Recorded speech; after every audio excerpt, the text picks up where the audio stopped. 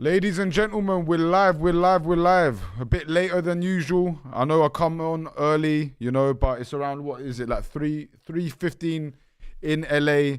It's like 11:15 in Europe. Sorry guys, bit late, running late, but I do have an epic stream for you guys. We're going to be talking a lot about the UFC. We're going to react to some Red Pill content, some soccer, football videos, and obviously Arsenal are in the Champions League final, man. Very pumped. Arteta might be able to save himself. I can't wait. Obviously, we're playing PSG. One sec, let me turn this down as well. Okay. And yeah, guys, so I'm going to go through what we're going to be talking about today. Hope you guys are having an amazing Wednesday. Here in LA, the weather's getting hot. Summer's coming early. As you guys know, we've got all year round good weather, but this is the time period where things start getting really good.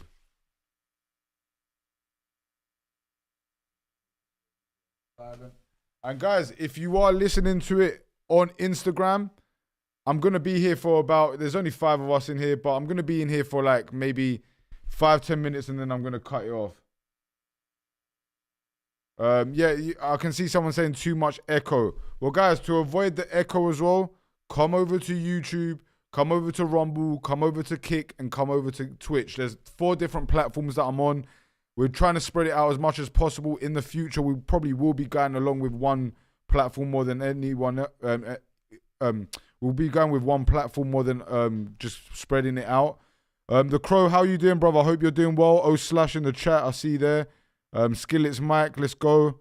And yeah, the last stream actually did some decent numbers, man. We got to like 600 views, which, it's not too bad. Like, majority of the time we used to get better views in the girls' nights. I know you guys want to see some degenerate content and me making fun out of women, but these streams are going to be more beneficial for the man. Maybe not as entertaining, but I'm going to try and keep that balance between entertaining you guys and give you guys some value so you guys can go out there, get richer, wiser, fitter, etc. So, guys, I'm going to cut off the stream on Instagram. Come over to Rumble, YouTube, Kick, or Twitch. I'd say the 2 best platforms, if you want me to be honest with you, are going to be YouTube and Kick. Because Kick, we're going to keep it long term. We're probably going to cut it off even on YouTube towards the end when we go and start talking about the cannabis stuff.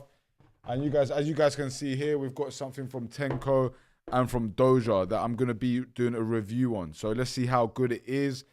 Some of the most hyped weed in the industry. So I'm going to give it a real proper review. Obviously, you guys know that, me and Stacks have had our issues in the past. Not like, it's not like we've solved those issues, resolved those issues, but I really don't feel nothing about the situation no more. However, I'm going to give it an honest review.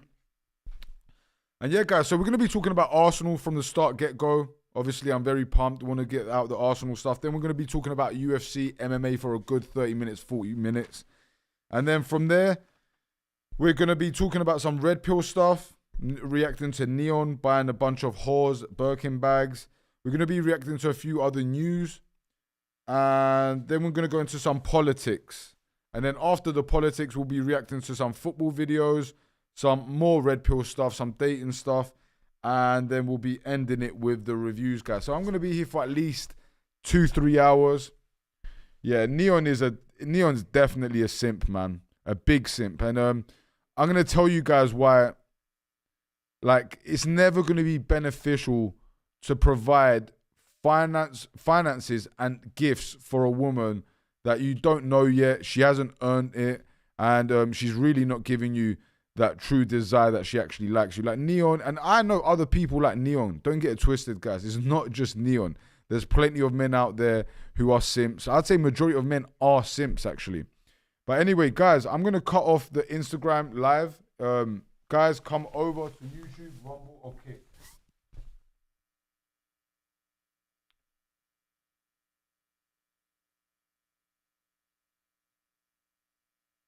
Okay, guys, let me come off here quickly.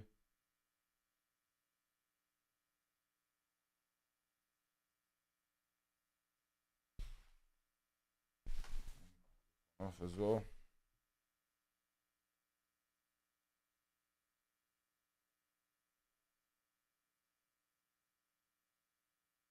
Yeah, why? No, I can't, can I? I'm like banned.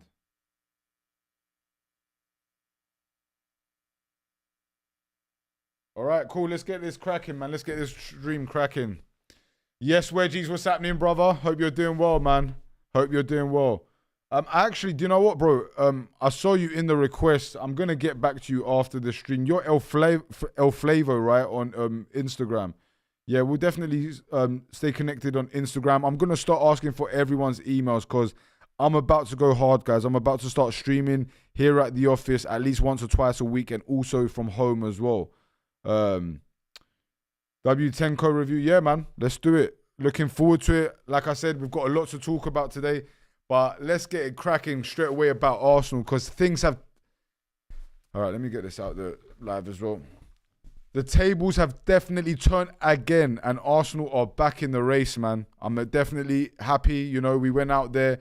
We beat Fulham. Man City went out there and dropped points again. Man City went out there and dropped points against Everton away. And not just that, because now we're actually 4 points clear. They only have a game in hand. And is it 4 points? Actually, no. 5 points clear, right? Yeah, so right now, guys, we're 5 points clear of City. They obviously have a game in hand, but I would say we're, again, the favourites. And, you know, we had a big lead. And, you know, I was very critical of Arteta and our team. But it seems to be like at the end of the season, they've started to play better, pull off some attacks. Because even in the Fulham game, guys, we probably looked the best in the Fulham game out of the last half of the season because as of recent, we were just about pulling wins out and our attack was non-existent. Our defense was okay, but we just didn't look like we were able to create goals. And now we've seen PSG take out Bayern Munich and hopefully we can go there and get our first Champions League ever, man. And, you know, obviously I've been critical of Arteta, but if he's able to go and get the Champions League, obviously, I can't chat no shit. And if he's able to go and do the double, then I have to say that I was wrong. Give him my praise, but also turn around and say that we can improve. He does make mistakes, like from substitute mistakes, you know, being way too defensive and not letting our attackers create enough. And I would maybe like to see a few new signings. Perhaps we can get rid of Odegaard, Trossard. Who else would I say? Jesus, and bring in some, and even, you know what, even Noni Madueke, even though he hasn't been there too long and he has got incredible work rate, I would even say that he's not that level that we need right now.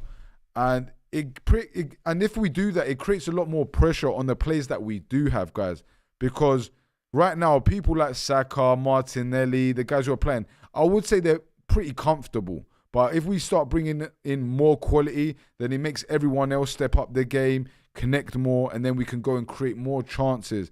And hopefully we do get the Premier League. We're able to perhaps get the Champions League. It is going to be tough, guys. PSG is not a joke. Obviously, they are the Champions League holders right now.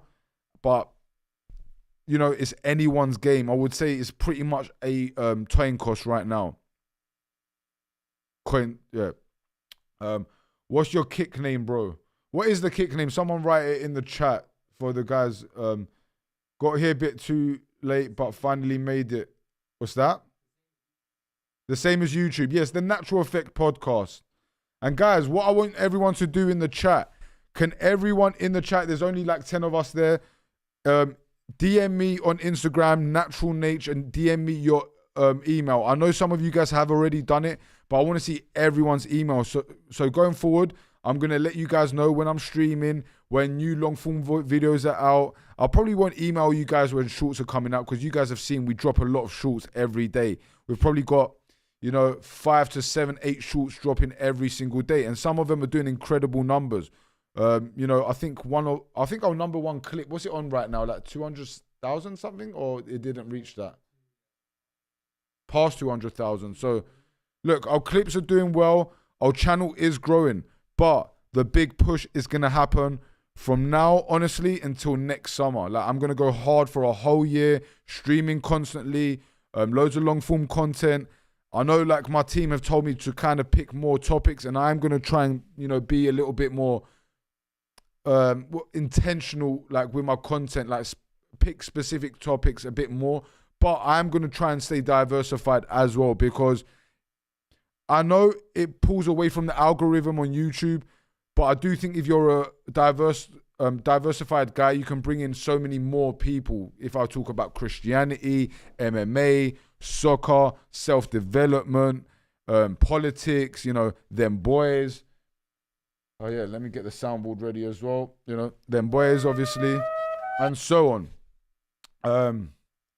What's happening, Sugar? Hope you're doing well, brother. OSP Sugar's actually one of the guys from back in the day, so good to see you in here, man.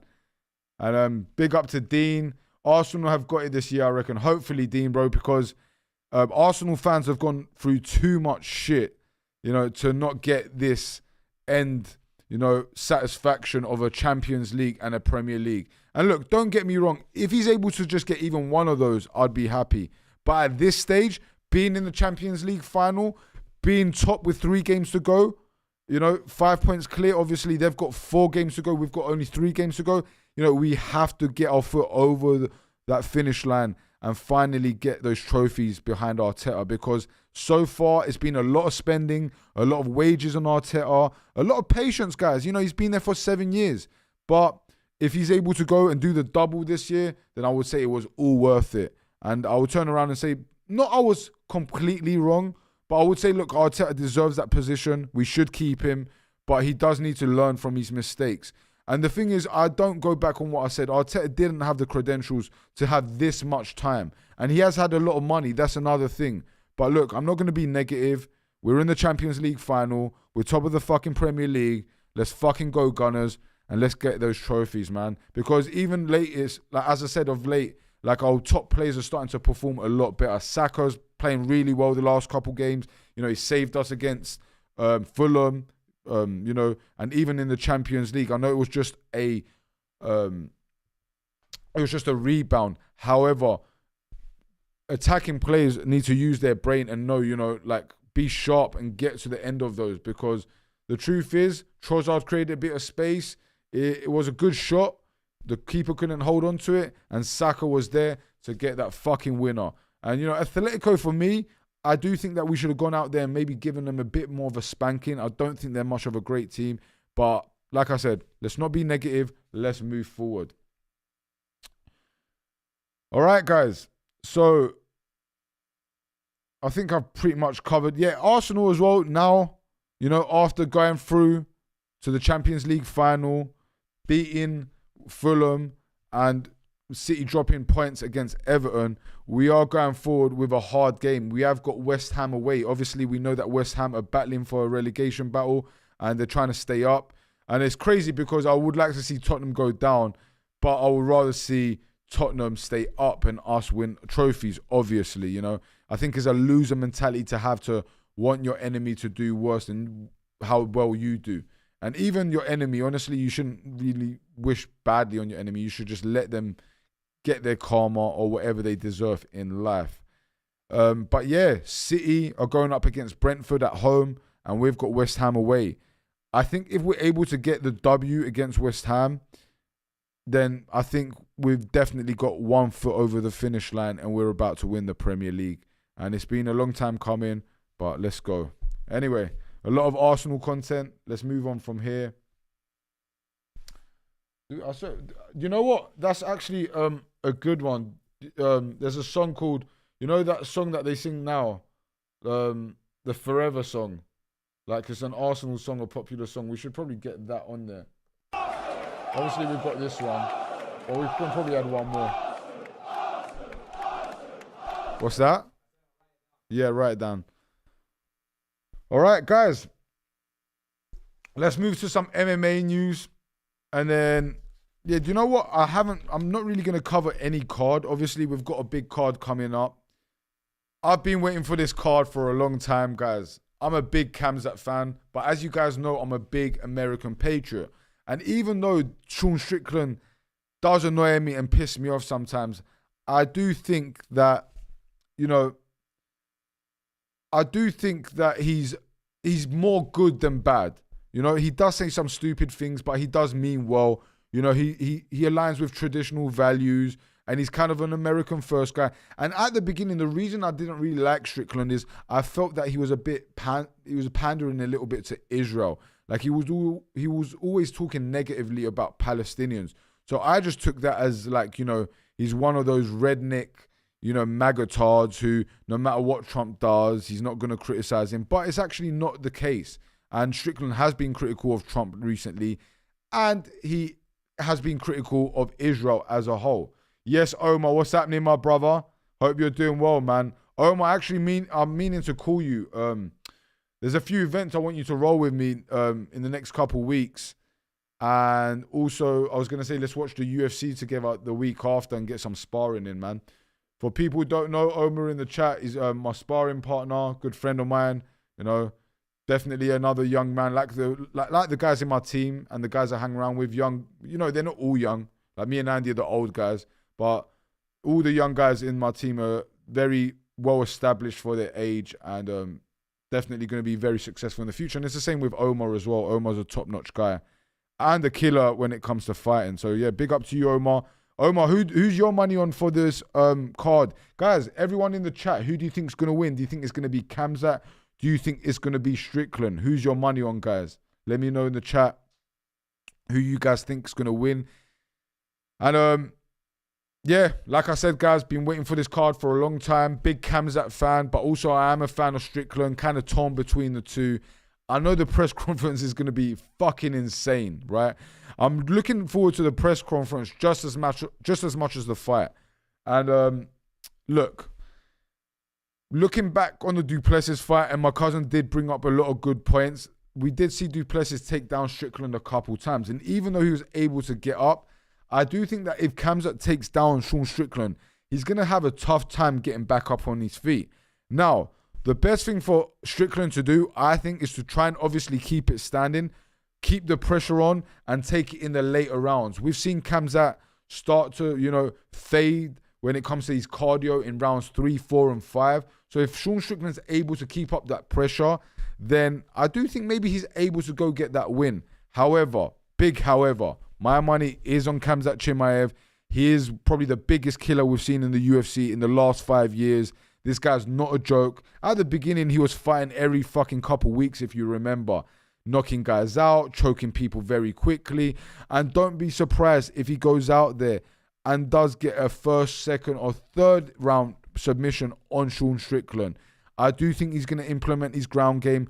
I do think he's going to be too strong for Sean Strickland. He's a big guy. They're both big guys. But when you look at Khamzat, he just looks like a different breed, man. And, you know, he's not just a ground guy. You know, his striking is great as well. He's got a lot of speed. He's got a lot of power. We even saw him against Gerald Meerschaert when he knocked him out in the first round. So, look, it's going to be great. I'm looking forward to it. But my money is on Khamzat Chimaev. But as you guys know, America first all day. If Sean Strickland's able to go out there and get the W, I won't be upset. So, yeah. Khamzat easily in the first minute. And you know what's funny, actually? Omar's actually seen Khamzat quite a lot and met him because Omar learned all his fighting in Thailand. So, yeah, he trains in Thailand. Or even though he lives in LA now, he trained in Thailand. And obviously, as you guys know, Khamzat Chimaev, I know he trains in Chechnya. He used to train in Sweden. And I know he has places in America where he trains. But he spent a lot of time in Thailand to, you know, sharpen up those striking skills.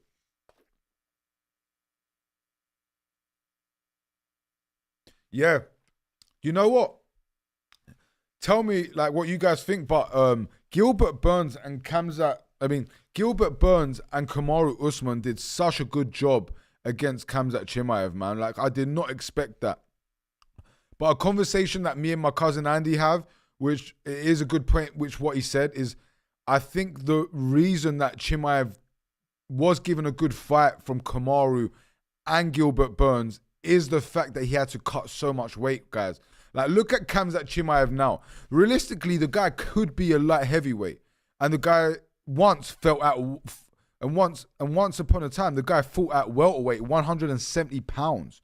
Crazy, insane. Don't know how he was making that kind of weight, but he was massive for that weight, which obviously beneficial. But when you're cutting that much weight, it's definitely gonna, tarnish your performance and fuck around with your cardio, etc.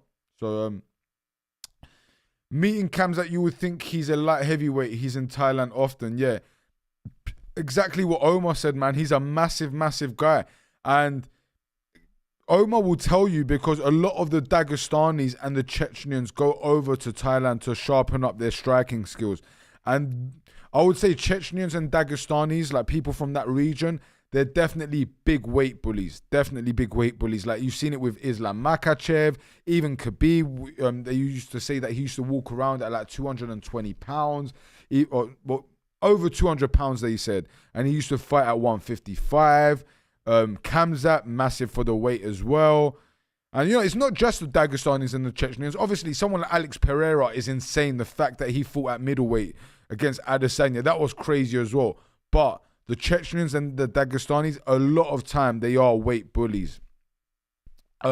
Clip that, guys, the stuff about the weight bullies and the Dagestanis and the Chechnyans, and then also clip the fact that, the Kamaru and Gilbert Burns fight with Khamzat Chimaev.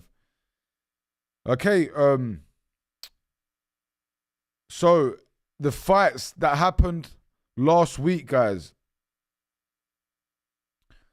So the fights that happened last week, we saw Tai Tuivasa lose again on his home turf. It's like 7 losses in a row, and I really don't understand how the fuck that Tai Tuivasa hasn't been cut. They cut Rozenstruik, who for me, Rozenstruik was not a bad fighter in the heavyweight division. He really wasn't. He was a bit of a killer. Did he lose quite a few times? Yeah, but his record compared to Tai Tuivasa's, it's not even comparable. Like, Rozenstruik beats Tai Tuivasa majority of the time, in my opinion. And, Tai Tuivasa once upon a time did have that knockout power, that one hit, but he's so out of shape. His cardio is so bad. His ground game's non-existent. And that's what we saw my fellow Brit go and do against him last week. Louis Sutherland, he's a decent fighter. He has had a few losses as well as of recent. He trains with Tom Aspinall. But he did go out there and get that W against Tai Tuivasa. And it really baffles me out, the fact that he has not been cut yet. In fact, if he loses a couple more times, he's going to get the record for the most losses in the UFC in a row. And the delusional thing for me when it comes to Tai Tuivasa, he keeps talking about going back to the drawing board and he's not going to give up. But then he drinks heavily after and celebrates as if he won. Like, bro, if it doesn't affect you that you keep losing and you're celebrating your losses and you're eating trash and eating so much, then you're really not going to get that W in the end.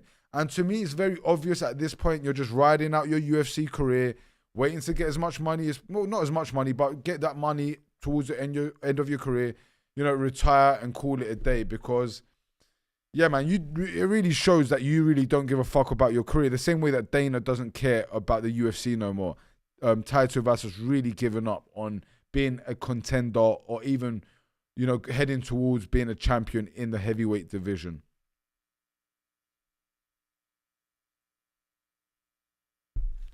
Oh, is it? So Omar is telling us that the Russians fighting in one championship, the Muay Thai division, 4-ounce gloves, they're dominating there in Bangkok, Thailand. Yeah, man. There's going to be a lot of killers in the coming from Russia in the future. I can see that definitely happening.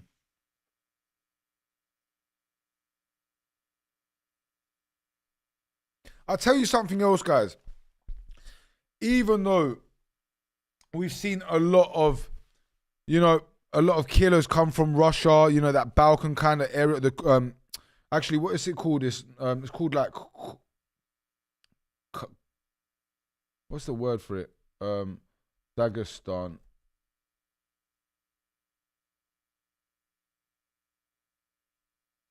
There's a word for it.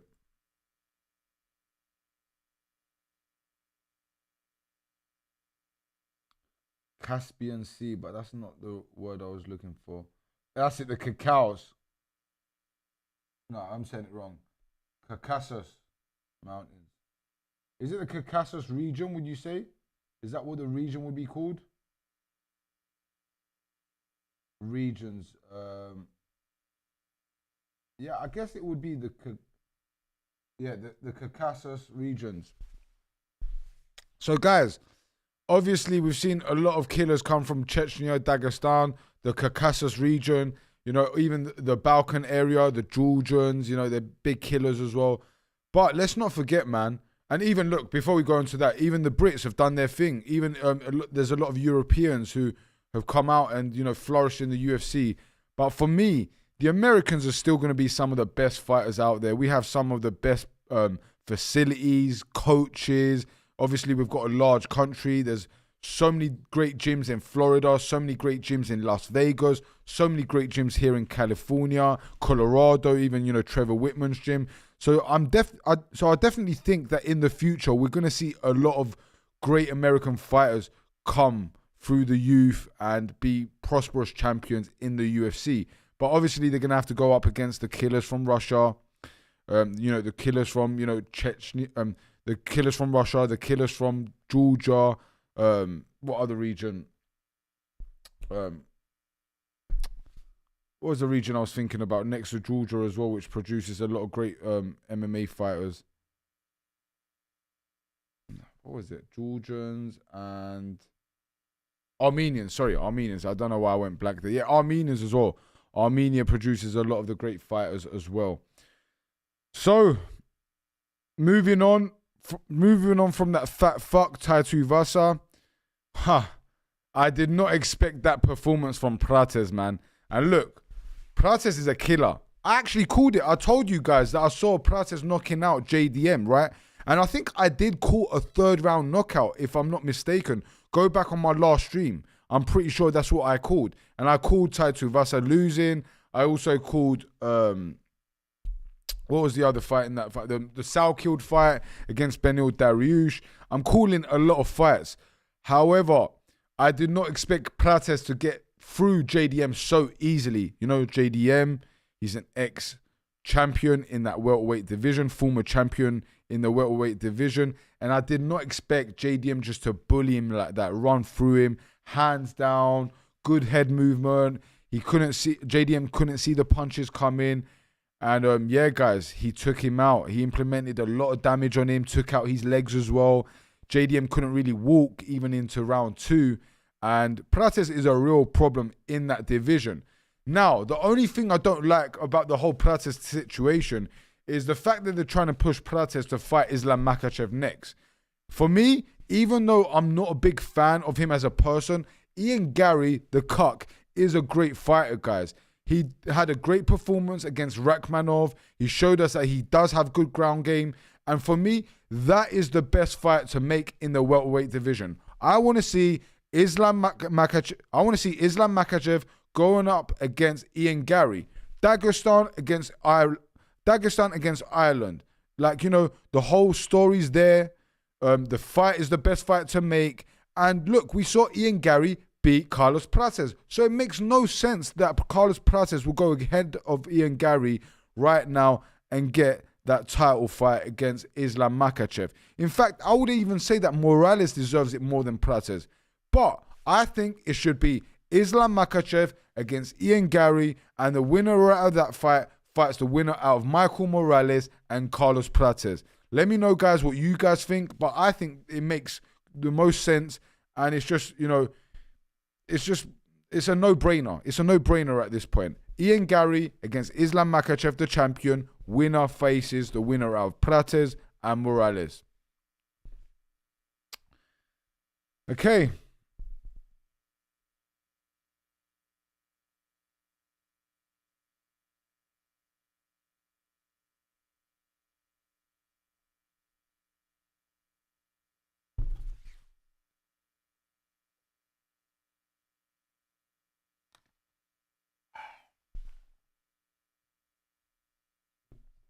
You know what? I should check when I can actually go live on my Instagram. Like, how long have these motherfuckers banned me for, man? Because I feel like when I used to go on my personal one, we used to get like 40, 50 live viewers sometimes. And like, don't get me wrong, I feel like all my accounts at this point on Instagram are kind of shadow banned. Okay, it's not actually telling me. Not eligible. It's not telling me. Anyway, let's move on, guys.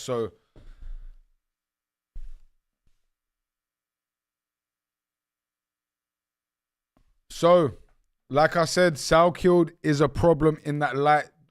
Like I said before, guys, I predicted it, and Salkeld is a problem in that lightweight division, guys. Lengthy, great striking. He was able to stay on his feet majority of the time as well against Beneil Dariush. And we know that Beneil has great ground game. He's got decent wrestling, and he's all rounded. Like, he does pack some power in his punches, and he did catch Salkeld at the beginning of the fight.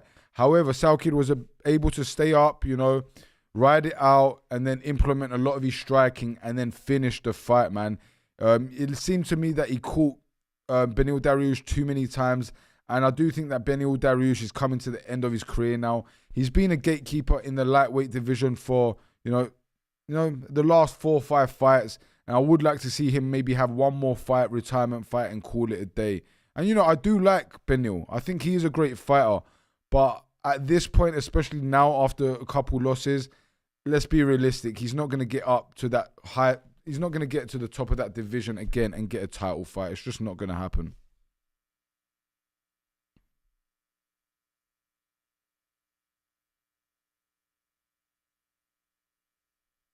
So, more L's So there's been more L's with Dana White and the White House card, guys. First of all, they said that there was going to be fans there. Now they're saying no fans. Actually, they said there's going to be like 4,300 people, which is going to be military people. And I'm guessing the rest of them are probably going to be people from the Epstein Island, right? And, some of them boys. Anyway, moving on from that. The reason I said it's going to be an L is, look, I was critical of the card, but the card's not the worst. There are good fights on the card that I do want to watch. However, the whole promotion and everything that Dana's using for the whole White House thing, it's very lame. It's weak. It's gay. It's all AI. There's no real coverage of any of the fighters. And I don't like the way that the UFC's heading with all this kind of stuff. I don't mind using AI here and there and a little bit of the imagery. But the way things are going right now, it's like the majority of things are just going to be AI. Creativity's out the window. And, I wouldn't be surprised in the next 3-4 years if people really become brain dead and just use AI for everything, I have jokes with my cousin because he uses ChatGPT, and I call it his Jewish friend. But I say to him, bro, do you ask him for sex tips as well? But me and him are just having jokes. But the reality is that a lot of you guys in the future are probably going to turn around to ChatGPT to find out how to fuck, and it's fucking sad, man. You got to go out there, gain experiences, do your self research, read, gain knowledge, learn from other people. I think we should use AI, and we do need to get with the times, but not rely on AI completely. Yeah, clip that, guys.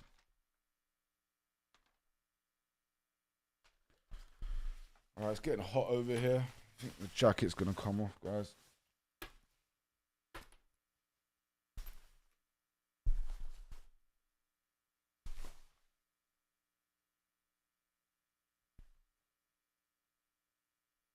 Whew. You're right, Ethan. We need you a dog cam, brother. Don't worry, we're going to have you a dog cam soon. Yeah, he just wants to be at home, Ethan. Hey, do you know what? Can we put the aircon on? It's actually hot in here, So, I'm not a big fan of seeing fighters come out of retirement. I've always been critical of it. Especially, majority of the time, I think it's like a financial thing, right? They decide to retire. They start, getting low on finances, on the money. And they don't have as many deals as they first did when they were fighting. And then they want to come back and fight again. Now, Dustin Poirier wants to come back, and even though I do think he's a great fighter, however, I don't think he can ever become one of the best fighters in the lightweight division right now. He's taken time out. He's towards the end of his career, but he's calling out the right guy. He's calling out Nate Diaz, which that's a fight that they were talking about in the past. But I do think that fight could be an interesting and fun fight. Nate Diaz against Dustin Poirier. Do I see Nate Diaz really winning the fight? I really don't. Maybe if he's able to take it to ground and get a quick jiu-jitsu submission in him. But Dustin Poirier is no punk and slouch when it comes to grappling and jiu-jitsu. And I do think that Dustin Poirier has got a lot better and cleaner striking than Nate Diaz. I think Dustin Poirier would win. And even though I think he would win and it's a little bit more one-sided, I still think that would be a great fight to make. Let me know what you guys think. Would you guys like to see Dustin Poirier against Nate Diaz?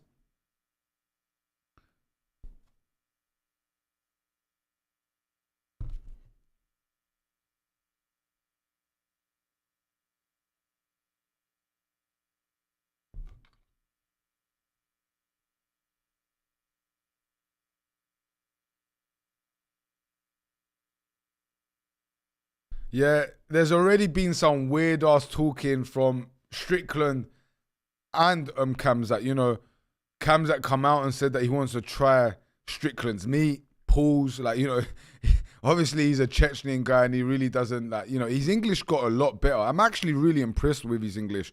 And that's one thing about the Dagestanis and the Chechenyans that they do really well. They learn English really quick, not like the Brazilians. You know, Charles Oliveira's been in the UFC for how many years and he still can't talk English. Complete L. It's just an L, in my opinion. But yeah, like I said, Khamzat's already talking about he wants to taste Strickland's meat, and you know Strickland's calling him a goat fucker. And at this point, I really can't wait till tomorrow. The press conference tomorrow is gonna be elite. I can't wait. And you know what? Maybe I might go on my Nature Boys Instagram page and just watch the. Yeah, do you know what? I'll do that. I'll go onto my Instagram page and I'll just stream like a quick reaction, 20-30 minutes on the press conference, because it's definitely going to be a good one.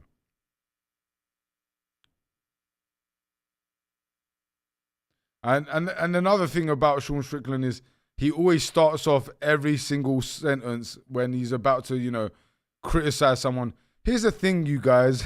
He always says that. Here's the thing, you guys.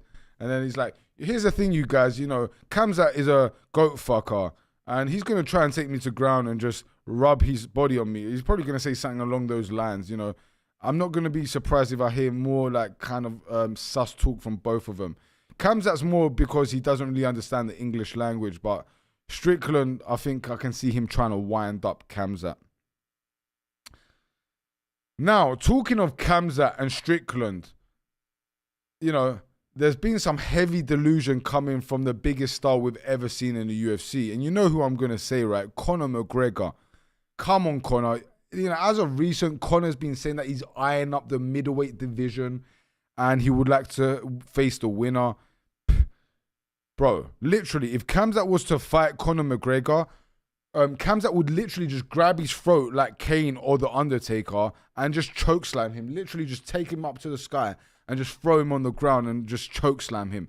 There's in no world, you know, in no dimension that Conor McGregor ever beats Khamzat Chimaev ever. You know, he wouldn't even beat Sean Strickland. He probably wouldn't beat no one in the top 15 in the middleweight division. Those guys are big guys. Conor McGregor's not much of a big guy. He's been out of competition. He's been out of competition for a long time. And, you know, I think he says it more for a rage bait. But Conor McGregor's lost his marbles, man. The fact that he thinks that he's going to come out and perhaps fight the winner of Khamzat and Sean Strickland. Like, bro, Khamzat would literally eat you alive. You know, he would eat you. You know, as he would say, he would have some Irish meat. Pause. But, yeah, he'd get manhandled. We all know that. You know, anyone who understands MMA knows that Conor McGregor has no chance. Yeah, as Hamza said, big up to Hamza in the chat. I see you coming in from time to time. Big up to you, brother. Hope you're doing well. And, you know, judging like Hamza's Muslim, like I love my Muslim fans, man. And I know a lot of you guys, you know, on Instagram say that I do back Muslims a lot. And let me tell you guys, I grew up with a lot of Muslims and I do have a good experience with Muslims. Like now I'm saying that all Muslims are good. No, not all Muslims are good. Not all Christians are good. Not all Jews are bad, for example. But yeah, love from the UK, man. Big up to you, brother. Big up to the UK. And yeah, he's right. Conor needs to give it a rest. Conor really needs to give it a rest because at this point, it's like, Conor, just come back and fight, bro. Just come back and fight a bum. Like, you could have come back and fought Chandler and we would have still given you props because you're still one of the best fighters that we've ever seen. You're still one of the greats. But, you know, at this point, you've talked a lot of shit. You've showed that your morals and your ethics ain't that great. You know, you could have been a better family, man. I don't want to judge you too much. You know, as of recent, he said he's got a lot more Christian and closer to his faith. And he's even spoken about turning to orthodoxy. Hopefully he has. But brother, you're not going to fight no one in the middleweight division, let alone the champion, man. Like, Khamzat would literally just pick you up and throw you into like the cage and you'll be finished.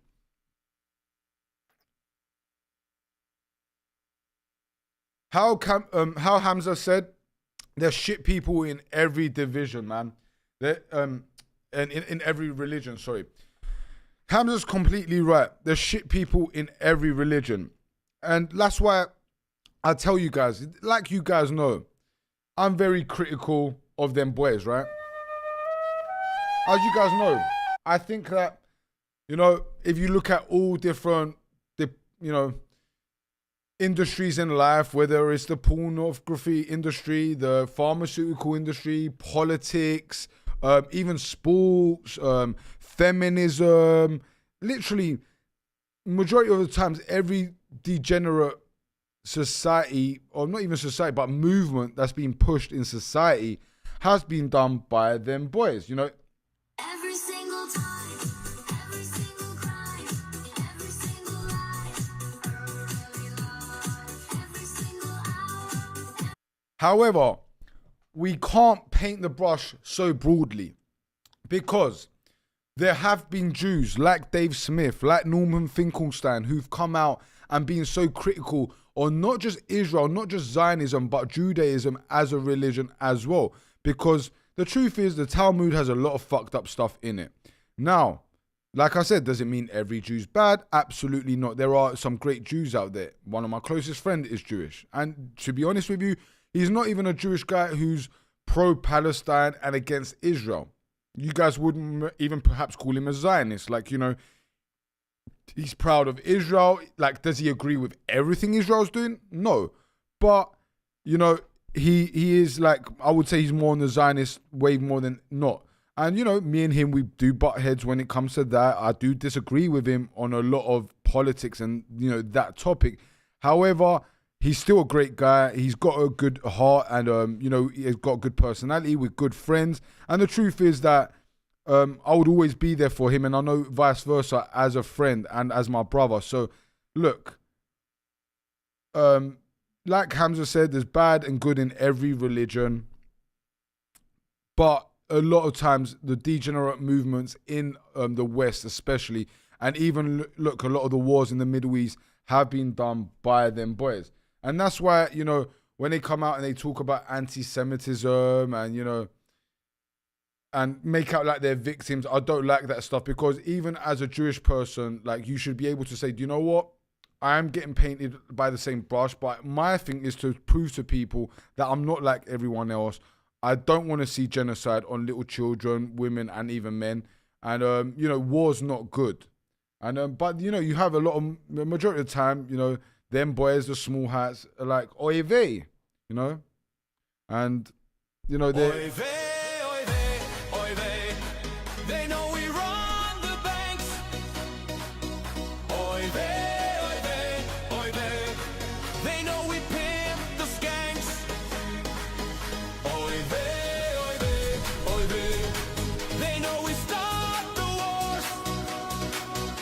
Oy vey, oy vey, oy vey. They now hate us even more. You know, I've got those bangers, those antiseptic bangers. Yeah? And you guys are probably wondering, like, where am I getting all these songs from? You guys can go check him out on YouTube. His name's Lucas Gage.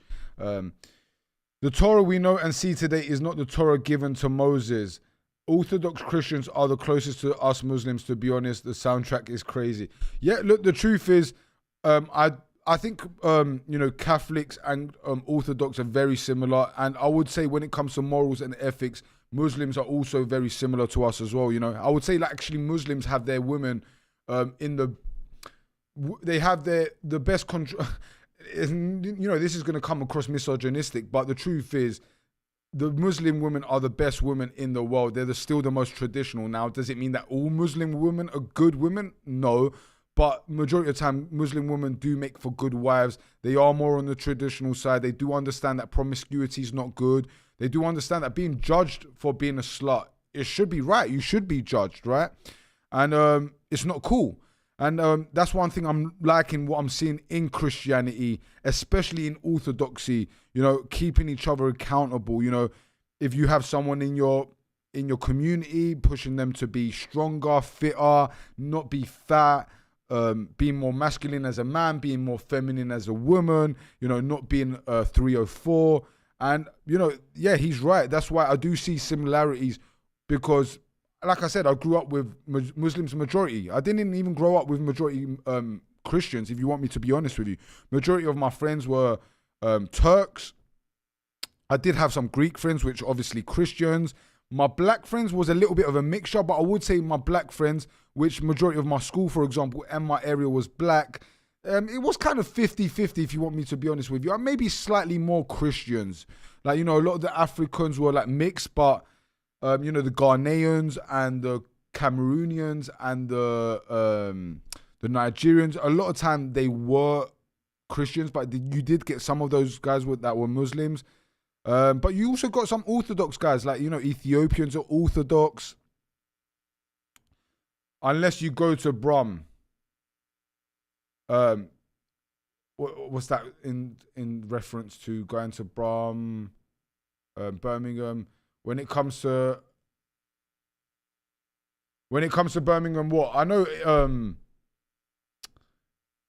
you're saying the blacks. Oh yeah. I get what he's saying. I actually get exactly what he's saying. He means the blacks in Birmingham, majority of them are Muslim. He's right, completely right.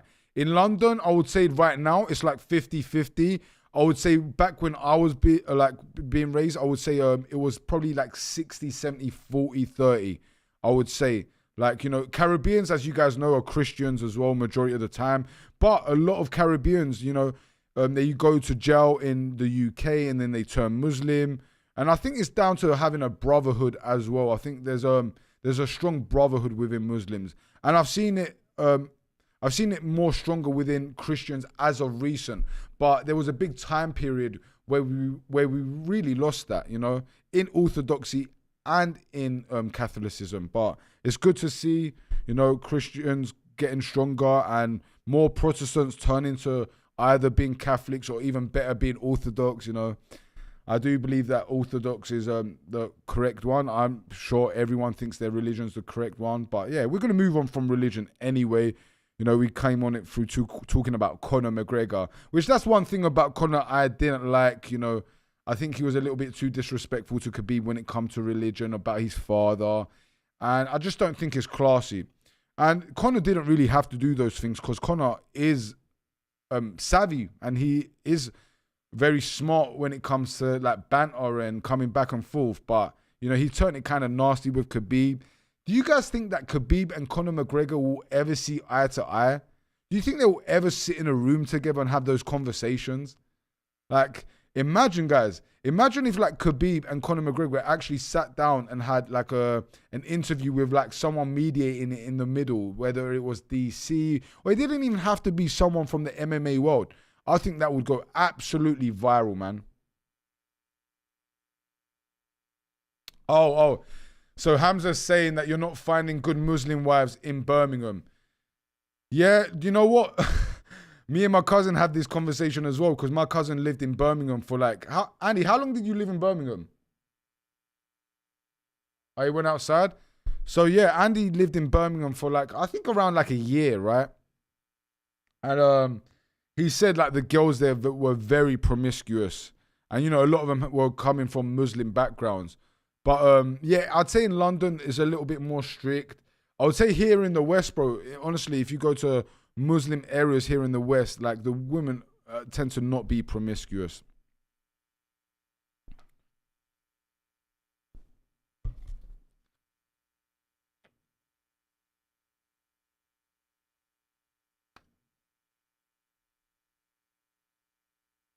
So, my guy,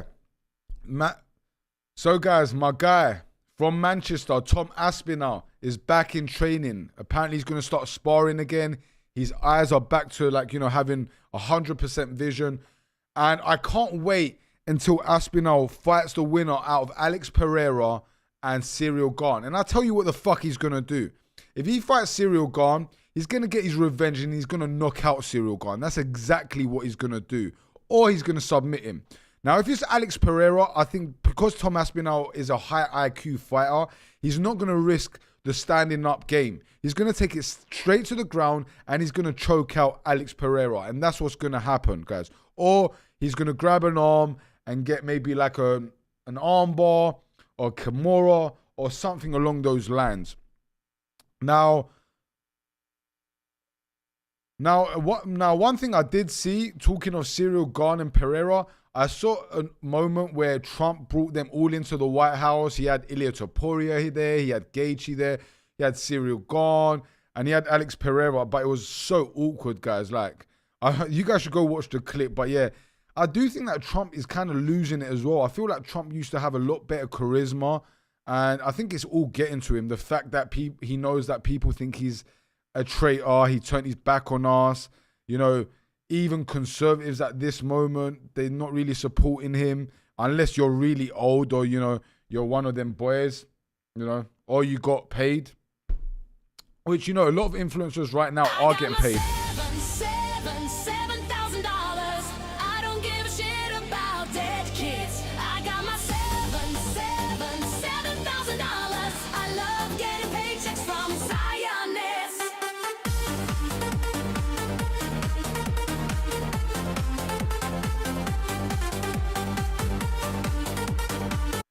And it kind of reminds me of something that I want to actually bring up to you guys. So I did have one sec, guys. So I do have a mentor, and his name's Richard Garcia, and honestly, he's one of the best guys when it comes to real estate. He tells you how to invest into like cheaper properties, building them up and so on. But it's not just that. Honestly, this guy is very, very savvy and very clearly smart when it comes to property. And honestly, a lot of his beliefs about how to raise children and how to be in a relationship, they align with me 100%. But it seems to be that he got paid his $7,000 from you know who, the small hats, unless he is one of them himself. But, you know, with a name like Richard Garcia, I thought he would just be like, you know, a Catholic Christian guy from, you know, Mexico or maybe somewhere in South America, wherever he's from, right? You know, majority of South Americans are Catholic. But he come out with a post today and it kind of, you know, not just hit a nerve, but, you know, I kind of put him in his place. So he said, motherfuckers will smoke weed, goon 5 times a day, play Fortnite all day, and then blame the situation on the Jews and the government. Now, there was like pushback from people, and people were like, you know, I don't do any of these things, but I would still say that the Jews are a problem. And that's exactly what I said, guys, right? I said to him, you know, I'm a self-made millionaire, and even me, I would say that the Jews are a problem in our society. And if you don't think so, and you're saying whatever you're saying, it's just a low IQ thing to say. And, you know, I don't condone in masturbation, watching pornography. You know, I think that playing video games and even smoking weed, guys. Obviously, I do smoke, but I tell you guys, if you're going to smoke weed and you do want to be successful in life, you really have to control it. You really have to be disciplined. You can't let weed control you. You have to control weed. But for him to try and act like, you know, like Jewish supremacy is not a thing and they're not a problem in society. And he was responding to everyone saying victim, even though he never responded to me, because you can't call someone who's successful in my position a victim, because I'm clearly not a victim. And I even tell people, guys, don't you know, wake up and say, oh, you know, I can't be great because the Jews control everything and, you know, I'm oppressed. No, guys, that's like the same shit when I get onto like the black community and I tell them they have a victim mindset. You can't have that mindset, guys. You have to go out there and say you're going to be great and you're going to accomplish whatever you're going to accomplish no matter what. But to turn around and say that they do run everything that's degenerate and everything that's negative in society, then that's just being aware and acknowledging patterns. Like, that's not being a victim. So this guy, like, he didn't really understand it. And like I said, I do like majority of his content, but Richard Garcia, like, you know, when it comes to that, bro, you was absolutely wrong. And it's either you are one of them boys or you did get paid that, you know, that $7,000. I got my $7,000. Click that as well, guys. And, you know, they have this thing saying, like, you know, if we didn't run society, like, you know, It's not my fault that I have to do this. You only pick on me because I'm Jewish. Stop being a jealous loser and go get a job. I can do what I want because I'm chosen by God.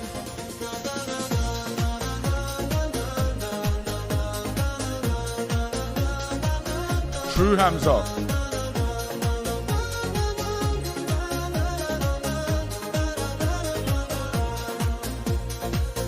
If I don't run your media, someone else will. If I don't edit Wikipedia, someone else will. If I don't limit your reach, someone else will. If I don't censor speech, someone else will. And, you know, that's the thing as well, guys. Like, you know, not just censoring speech, because obviously that's one thing they do, but they say that if they didn't run society, then someone else will. Well, it should be Christian. You know, I wouldn't say white men because we live in a very diverse cultural Western world, but it should be someone who's Christian. It doesn't matter whether they're black, Mexican, you know, white. You know, it doesn't really matter as long as they're Christian, because we were built on Christian values, Christian ethics.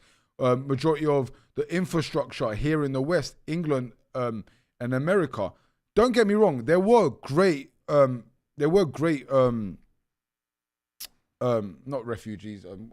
There were great immigrants, guys. There have been great immigrants here in America and in the UK. But let's not act and let's not pretend that white Christian men didn't build majority of the infrastructure in the West. Like, you know, the Irish, the Greek, the Italians. It's just facts, man. It's just facts. So, yeah, the fact that, you know, them boys turn around and say, you know, if we didn't run it, someone else will. And, you know, they also try and censor speech. And do we have shut it down here? Is it on the first page?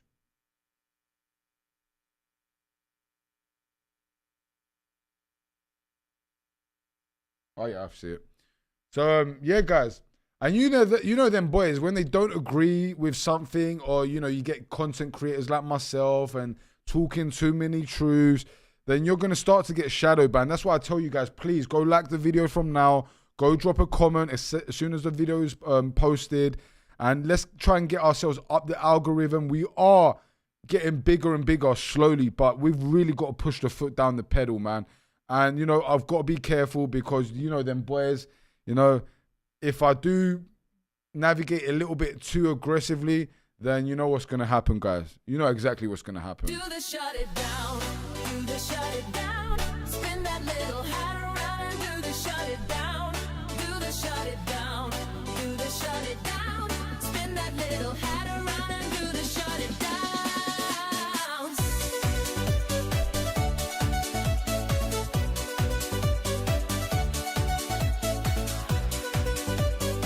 All right, so, you know, one guy I don't really like, I find him cringe. I feel like a lot of his personality is an act, and, you know, he makes out like he's some samurai Viking. It is Jiri Prochaska, man. And, you know, the reason he pisses me off is not just his excuses, because, you know, his last fight against Carlos Ulberg, he blamed Mercy, but it's also his training techniques. He hasn't learned that he really has to go to a bigger gym, you know, actually spar with some great fighters around him, maybe change his coaches. But him being in the woods and, you know, doing all these like weird training techniques and more focusing on the chi rather than, you know, working on his technique and his movement. And because look, sparring is going to give you benefits that nothing else will. You can sit there hitting a bag, you can sit there practicing techniques, but if you're not getting that experience of punches coming at you, you hitting punches, taking hits, using your IQ to navigate around a fight, then you're really going to struggle when it comes to the real thing. So, yeah, Jiri Prochaska, like, go check his latest, like, fighting stuff. It's been really annoying. So, guys, actually, do you know what? Let me watch this with you guys. I don't know if you guys have seen it, but the UFC trailer is out for the new game on PlayStation. And as you guys know, I am critical of video games. One sec. But I do think that maybe we should just get it just to play like a few games online. Maybe I'll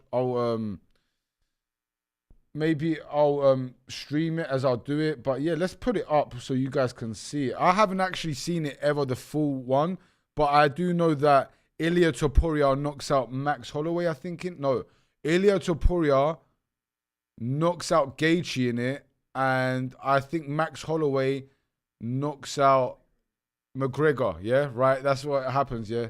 Yeah, Matthew, like, you know, and this is why I also like my team. Like, Matthew's more of a UFC guy, Zion's more of a football guy. You know, we kind of diversified amongst ourselves as well. And I'm going to start, like, you know, getting the boys to research more as well, because we just need to be, like, I want my team to be so great, and we're going to be set apart from everyone else when it comes to content creating, man.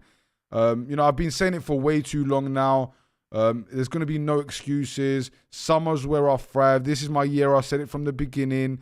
There's no excuses about spending time with mum at the moment. You know, I am seeing someone at the moment, if you want me to be completely honest with you, but even her, I told her, like, she's got to take a seat back and chill. Yeah. But anyway, let's go and see this. Let's go see this trailer from the UFC for UFC 6. Okay, let's see it. So,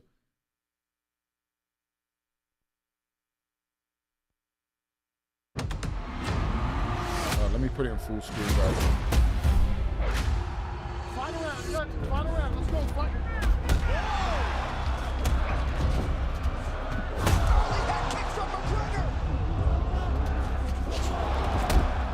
Ethan Brown. He hit him again. We got a fight.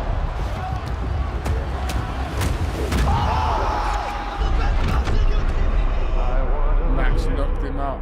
So you want to be a fighter? Oh, is that Nate in it as well? Show the world. Oh, Big Kamzat in it. Peter Yan. One minute, was that Nate though? Did I see Nate? So you That want is to be Nate, a fighter? right? Or is that Nick Diaz or something? Who is that on the right, guys? Is that, would you say that's Nate or Nick? Probably Nate, right? So you want I don't even know who that is either. Like, be a probably some fighter. old school guy. to show the world you ought to be feared. What's that? Born to make that walk. Oh, I did Different actually put the browser is cam on. dangerous. Rhythm, combos, strikes they can't solve. Oh, we can't see the trilogy. All right, restart it. Let me restart it. Pressure Let me that restart it for the boys. suffocates. All right, let's restart it.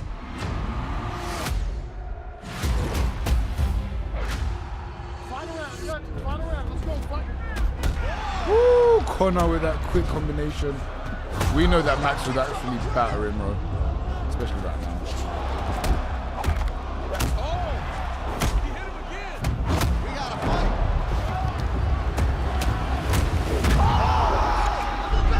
Right, that's sick, the way they had Joe Rogan and DC in the background. So Yeah, you is that want to be Nate or fighter? Nick? I think that's Nick more than Nate. Then Show the Kamzat's world there, Peter Yan you and ought to be Sugar. feared. Born to make that walk. Different is dangerous. Rhythm, Paddy, combos, Stephen Thompson. strikes they can't sew. Stephen Thompson gets knocked out as well. That suffocate. Nunes, is that against Kayla Harrison? Signatures that define you. Yeah, I think it is against Kayla Harrison. All right, it looks sick. These skills I'm not gonna become your lie, this story. looks epic. Probably the best one yet. From back rooms Oh shit. to bright lights. Oh shit.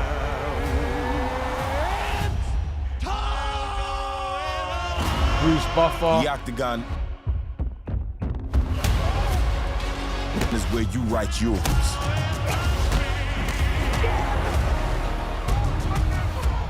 Whether you wind up the hero Because I haven't seen Superior yet or though. footnoting someone else's, Alex It's Pereira up to still you. gone. here, who you are is how you win. Oh, Cyril Gone loses in it, yeah? He goes, oh, there's Superior. Oh yeah, that's it. He knocks out Arman, not Gaethje. He knocks out Arman. Arman's not gonna like that. It's time you make things personal. Fight your fight. Chuck Liddell. Was that Robbie Lawler at the end as well? Alright, guys, I have to be honest, right? And I have been critical of the UFC as of recent, talking about, you know, the cards haven't been as good. Dana doesn't care as much. But let's be completely honest, man. That was probably the best trailer. Yeah, outside of the GTAs in the past, that's probably the best trailer I've ever seen on a game on PlayStation, Xbox, and, you know, video games. That was epic. And honestly, it's got me thinking, you know, I've got to really work really hard and get this popping, because I would like to have some nighttime streams where I can just sit back and have a few fights online and stream those. Look, one thing about me, I'm not going to lie, guys, I did enjoy video games a lot. I would only play video games if I'm kind of financially benefiting from it. So we're going to have to get bigger before I'm able to do any streams or with video games. But guys, video gaming, especially if you can't control it and have a few games and jump off, it is detrimental for your career path and becoming the best version of yourself. Because you could be using that time to, you know, be better in any way, whether it's physically, financially, you know. However, I do want to do some streams, and let me tell you something, guys. I'm a very good video gamer. Like, I used to be very good at Call of Duty, UFC game. No one would ever beat me at UFC games. Like, I remember battering everyone at them, and even FIFA. Like, I was a FIFA don. Like, no one could beat me at FIFA. I used to beat my cousin Andy and like all my friends. I used to play mans with India. I used to play mans with like Jamaica, Greece. I think even, no, has Cyprus ever been on it? I don't think Cyprus has ever been on any of the games, but yeah, I used to beat mans with like some shit teams like, you know, Barnet, Leyton Orions, and so on. So I definitely have nostalgic moments of playing FIFA and battering everyone with the Barnets, and that's one thing I like to do. I used to like playing with like a big underdogs in football games, even in UFC games, and even like nostalgic moment right now, Football Manager. If you know, you know, especially if you're my generation, Football Manager was elite PC game. And I used to start with Russian and Diamonds or Barnet, come from like the third tier league and, you know, get to the Premier League and win the Premier League and Champions League. I used to love that game and I was so addicted to it. So look, gaming is cool and fun, but we really need to like control it even more than weed, guys, because I would say there's more successful stoners than there is successful gaming guys, especially if you take out the guys who are successful through just like streaming and gaming. So clip that, guys, as well. Now, there is a relationship that I've been very surprised about in the UFC. It was Ben Askren and Masvidal. And let me tell you guys something. I think it was the first fight I'd ever been to. It was John Jones vs Thiago Silva. And I'm pretty sure on that same card, it was Masvidal vs Ben Askren. And I remember Masvidal just running up to him. You know, if you guys remember, kind of full pelt, knee to the head, knocked him out. a few follow-up shots, and that was definitely one of the highlights of me watching UFC live, but even highlights in the UFC in general. I think when people think of UFC and think of one of the biggest moments, you know, people think about the Khabib and the Khabib and the Conor and Nate Diaz, but definitely that moment right there with Masvidal, Jorge Masvidal and Ben Askren was definitely such a memorable moment. And perhaps we won't ever see something like that in the UFC ever again. A guy running and kneeing the other guy who happened to be a wrestler and said he was going to take him down, catches him straight away, and then, you know, some disgusting, nasty shots following up. And it was good to see after what Ben Askren had been through, you know, with his, what was it, a sickness that Ben Askren got?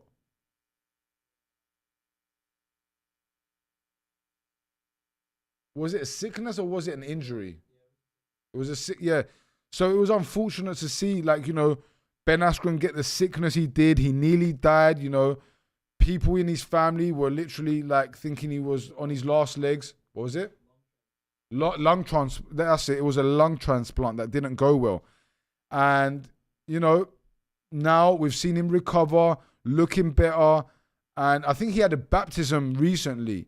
And it's ironic because Jorge Masvidal, when he beats people up, he says he's going to baptize them, right? But Ben Askren did actually invite Jorge Masvidal to his baptism. And it's great to see those guys, you know, put their differences aside. You know, there was nothing really too personal said. There wasn't a major disrespect between those guys.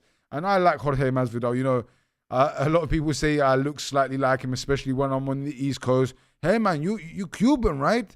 No, man, I'm not Cuban, bro. I'm from the UK. No, man, you look like you Cuban, man. You like Jorge Masvidal. Nah, bro.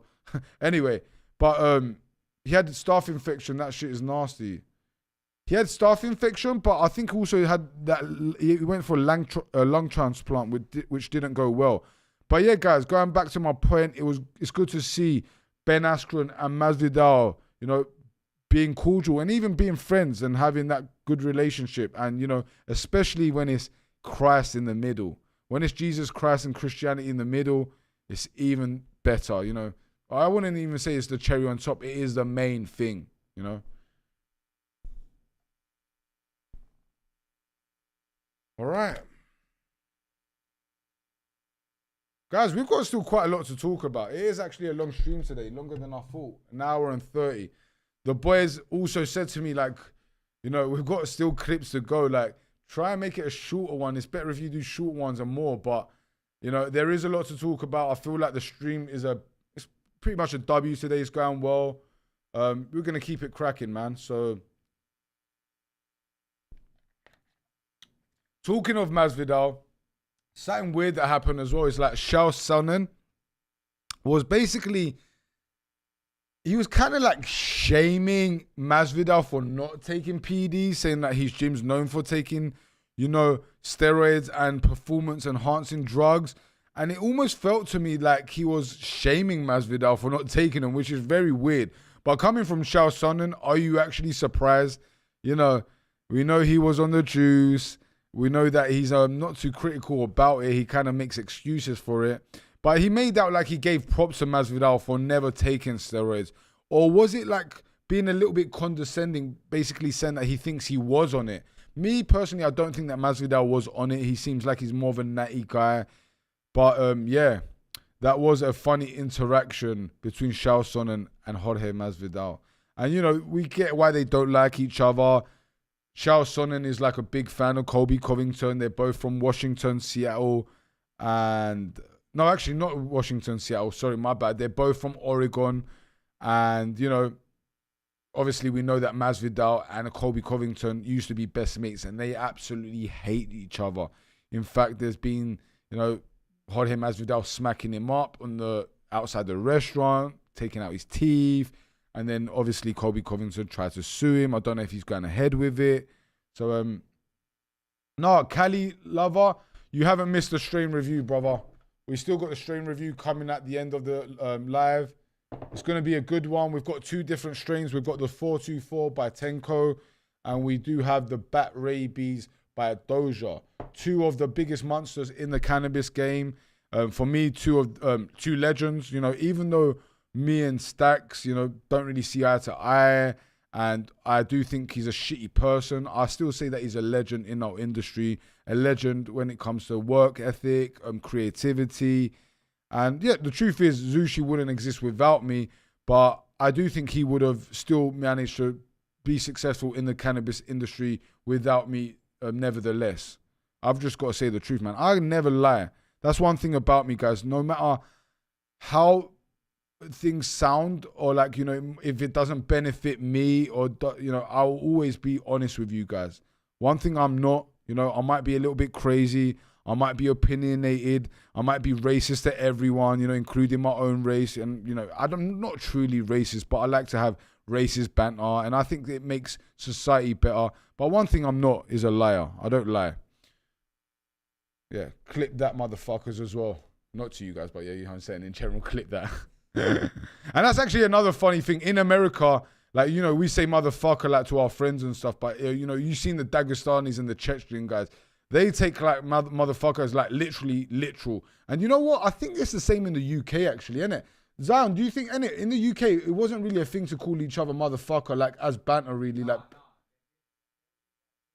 they will take that disrespectful. Yeah, Zion's right. People would take that disrespectful in England. Here in America, you know, you speak to your boys like, you know, or like you're having banter, like, shut the fuck up, motherfucker, or take that, you know, it's just normal amongst friends. I don't think they really mean you know, you fuck your mother. But, you know, in Europe, it is more like, you know, you fuck your mother, like a little bit more literal. So, yeah, guys, clip that as well. Feel like I'm dropping gems, like a lot of clips today. So, yeah, giving the boys a lot more work. You know what? Perhaps they're going to have so many clips and so much long-form content that we might have to push a stream from next week. But you know what? Fuck this shit. Apply more pressure. We're going to stream next week, and we're going to make long-form content, and we're going to make the clips, and we've got Instagram videos coming out, and we're going to have the meeting. We've got to really push things to the next level. And, you know, I told the boys we don't have that long. Like, I want to blow by the time that summer's over. You know, I want to keep the team around me. I want to, even when we get to like maybe around Christmas time, go get an even better office. Bring back girls' nights. You know, give you guys more content, longer streams. Even to that, I'm going to start drinking coffee, you guys, which is something I don't want to do. It's literally a sacrifice for you guys that I'm going to drink coffee just so I have more higher energy. Obviously, my energy is high in general, but I think if you sit there and stream for 4, 5, 6, 7, 8 hours, you're going to need an energy boost. And, you know, I definitely will never have energy drinks, but I'm going to have to turn to top-notch coffee. Put maybe a bit of raw milk in there, and let's fucking go. Eat some fruits, obviously some dates. Yeah, man, I'm about to, I can just tell this summer's going to be me. Like, I just, you know, we're about to create greatness, guys. We're about to create greatness. And I can't wait for my Monday meeting, because I've even been saying to the guys for a while now, you know, I've been booking meetings and I've been longing it out. And, you know, it's because I've been really working on things in the background, from the schedule to the ideas to the platforms to everything. So, yeah, I'm looking forward to it, guys. And I'm going to make not just myself proud, but everyone else proud, because there have been guys in here who've been rocking with me for years, friends of mine, even the team, you know. I think that Matthew and Zion and my cousin and even Caleb, who's part of the cannabis side of things, you know, everyone's an asset in the team. And I want to make sure that everyone prospers from this situation, you know, and we will for sure. But anyway, let's move on. Yeah, we spoke about who's next. So yeah, guys, obviously we've seen, in my opinion, that Islam Makhachev's kind of trying to avoid Gary. He wants to, you know, he's been calling out Prates a little bit more, and he even entertained Morales. But I don't know if he genuinely thinks it's a bigger fight. But if he thinks it's a bigger fight, he's definitely brainwashed and deluded, because the biggest fight to make is Ian Gary vs Islam Makhachev. You can make the Irishman vs the Dagestani. That's already a selling point. But also the fact that Ian Gary's beaten Prates, and Ian Gary has got ground game. We saw him thriving against Rachmanov. which, you know, if Rachmanov was still around, I would say he should be next one up. But yeah, guys, let's see who's next one. Let's see who's next up for Islam Makhachev. Let me know who you guys think. Should it be Michael Morales? Should it be Carlos Prates? Or should it be the cuck Ian Gary? Yes, Jays, what's happening, brother? God bless you, my G. Yeah, do you know what? I feel like, I don't know why, but my chat kind of reminds me of, like, you know, the kingdom of heaven, where, like, you know, Muslims and the Christians kind of team up to take out the oppressors, because I do feel like half of my chat are Christians and half of my, you know, like deep Christians, and then half of my other chat are deep Muslims. And yeah, guys, that's the truth. But yeah, man, let's hopefully take out them boys out of power, because them boys have definitely been a big destruction to the West, here in England, America, everywhere. All right, I'm also going to remember that next time I stream, I'm going to have to wear my shorts. And yeah, maybe like, I don't know. Yeah, I can actually stream with a top, like no shirt on, right? Yeah. Yeah, I can. Yeah, Andrew Tate used to do it. Yeah, you can stream without a top on, right, as a man? Yeah, boys? Yeah, you could, innit? Yeah. Yeah, I'm going to actually start stream, because I get so hot, man, especially when I'm thinking of so many different things, being passionate about different topics. The review, guys, is coming in about 30 minutes. We've got some red pill stuff to cover. Right now, I've got one more thing to talk about when it comes to MMA, and then we're going to react to a lot of videos, dating videos, entertainment videos, funny videos, you know, breaking down a few different videos online. So yeah, guys, one last thing I wanted to say about the UFC is we know that the UFC is run by who? You know, them boys, right? And then there's one thing I didn't like about Embedded, man. You know, obviously Tatsuro Taira is fighting Joshua Van, and Bobby Green is also on the card. And, you know, I do like Bobby Green. I think he's a great fighter. I actually like his personality outside of fighting, even though he does live a little bit of a degenerate life. On Embedded, he was at a strip club. But my thing is with the UFC, because Bobby Green didn't choose to do the video, right? And there's a scene, and, you know, there's a change of scene where it goes from the strip club to Joshua Van at a church. And for me, I didn't like that. It kind of felt, you know, a little bit satanic. And you know what? Also, going back to Joshua Van, I did think that Tatsuro Taira was going to get the W. But after watching Embedded and actually breaking down their fights a little bit more, I do think that Joshua Van is going to beat Tatsuro Taira at the UFC this weekend. All right, cool. Let's move on, guys. Let's move on. And we've got some things to react to here.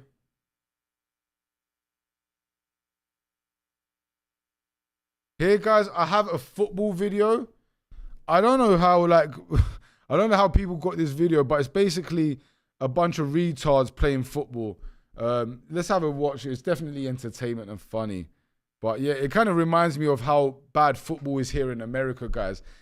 You know, I was spoiled growing up when it comes to football. I wasn't spoiled in any other way, but when it comes to football, you know, London is where the best footballers are majority of the time, like raised. Like, obviously, there's great footballers all over Europe, but London produces some of the bad boy footballers. And I had a pleasure of playing with so many different great players, high-level players who actually made it far. You know, I'm not going to name so many. I'm not going to drop names right now, but in the future, I'll tell you guys I've played with a lot of high-level players. But yeah, another thing is just in general as a hobby, if you just want to go play five-a-side in England, you know, majority of the players are good. Now, when I go and play five-a-side or seven-a-side or any kind of football game here in America, it's pretty insufferable, man. To the point where I've played with some girls here who are just as good as the guys. Majority of the time, the guys suck. And when they are good, a lot of times, they're like South American or Mexican. And they might be technical, but they still lack in the football brain division. They still lack in the football brain department. So, yeah, clip that, guys. But yeah, here, guys, it's something that reminds me of kind of how American football is. Basically a bunch of retards playing. But let me show you guys the video. It's definitely funny. Okay. 1 minute. Let me yeah. Let me make it bigger.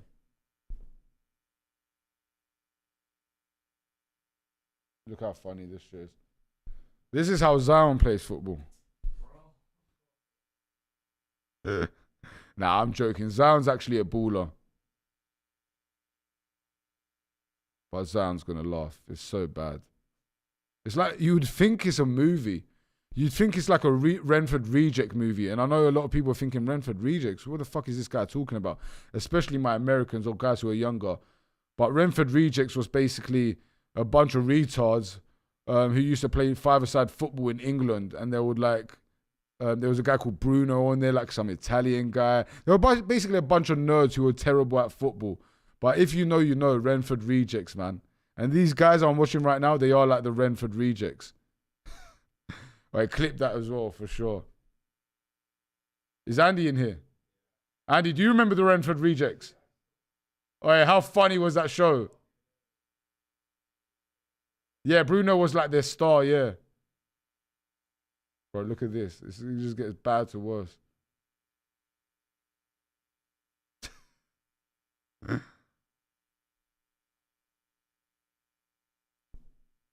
Okay, I think they might be finished, yeah. But that was bad, man. That was bad. All right. Okay, next. Let's get up the video of N3ON.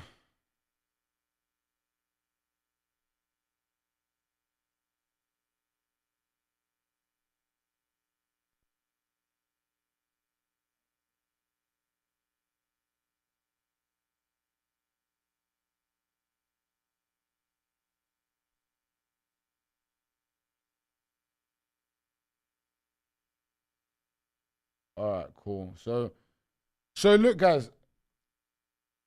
I'm so excited.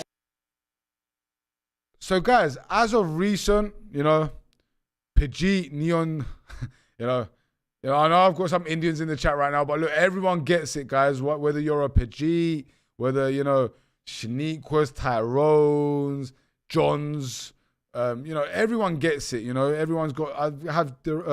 I have terms for everyone, every different race. And that's why another thing I need to study to be better at racism as well. So I need to study racism more. But anyway, obviously I'm joking. But so, you know, Pajit N3ON, if you guys don't know who N3ON is, he's a major, you know, one of the biggest streamers here. Majority of you guys know who N3ON is. And, you know, N3ON had a tough time in dating. If you guys remember, he was dating a 304 called Sam Frank, who, you know, turned to Christianity. God bless, that's the truth. And she actually has. And, you know, she's not actually,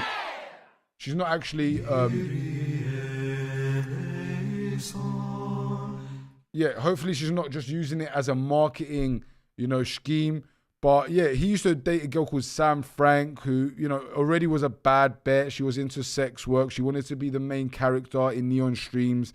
And it just didn't look good. And it's got even worse because now N3ON's single, right? And I would have thought N3ON would have already learned, you know, don't go for promiscuous women, you know, stay away from these content creators. And honestly, I don't feel like N3ON needs to be collabing with a bunch of whores to be relevant. Like, he could do it with UFC fighters. I think that's much better content that he makes. But yeah, he's been buying Birkin bags for, you know, a bunch of different women and different singers and, you know, women in the entertainment industry. I know he bought one for a girl called Iggy Azalea, whatever her name is. I don't even know. Honestly, I'm not good with celebrities, guys. I don't really give a fuck about them. I don't know about them. Unless that human's actually bringing real value to my life, like teaching me something, and which majority of the time is men, let's be honest, because women don't really teach the world much. You know, I do listen to one content creator who's a female, and that's Candice Owens, and she does teach us some stuff. So, but yeah, there's a video right here I'm going to show you guys. N3ON surprises Alabama Barker, don't know who the fuck she is, with a 25,000 Birkin bag. Let's have a look at the video, guys, and then I'll let the video play through. I won't comment on it, and then I'll play it again, and then I'll commentate all on it again. Okay, let's make it big. It's 12 minutes long. We might have to forward it. Oh my god. Ew, Neon. Neon, I'm scared. I'm like, what else heavy? What did you do? Just relax, sit down. You want some water? I'm, oh, it's right on the counter. What did you do when I was gone? You already started? Yeah, I was saying that you're really bad at hiding what you're doing, and I knew you were getting. Well, you have no idea what's in these boxes. but- Okay, fine. All right. So, how's your day let's going today? forward My day's good. Okay. Okay. What'd you eat for breakfast? Oh my god, it feels like it's Christmas. It's Christmas! Well, I didn't know until you got me a Balenci hoodie, and I was like, oh, she likes Balenciaga. Okay, now let me get her some Balenci shit. Okay, some boots. Yeah. These are so cute. And they're your size, I made sure. Woman's 8? Yeah. Oh my god. What is it? God, you're so not real. I'm gonna throw up. God. Oh my god!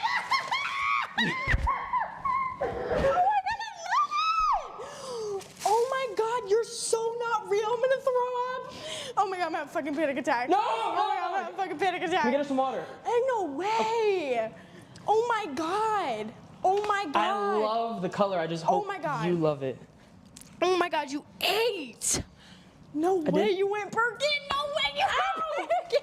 No way you went Birkin! Oh my god.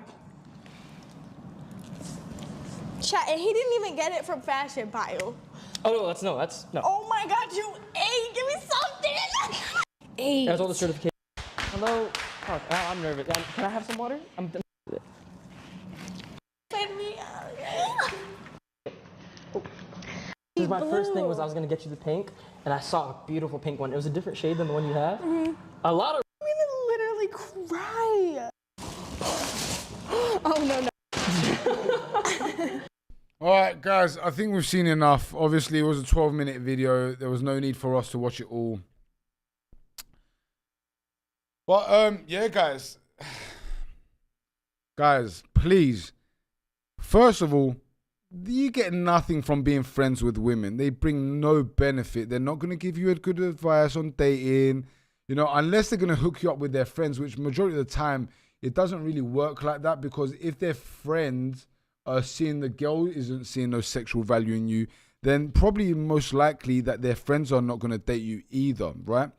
But someone like N3ON, like, yeah, he steps into the friend zone a lot, and, you know, bear in mind, this girl has a boyfriend, and there was a clip where he was like, you know, he saw her being bought a bag by N3ON, and, you know, N3ON looked a bit embarrassed, and, you know, she was like basically saying how, you know, how much of a good friend he is. And the reality is, it's like, it's so stupid for N3ON to ever buy a woman who isn't his girlfriend or his wife a Birkin bag.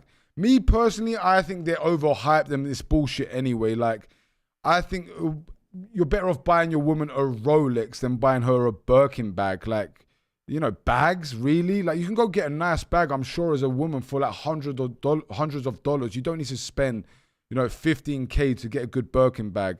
And I know people say they, you know, they keep their value and all of this, but it just gives me 304 vibes. It gives me vibes that, you know, they kind of listen to anything that celebrities say, and they worship celebrities, you know, these Kim Kardashian sort of characters.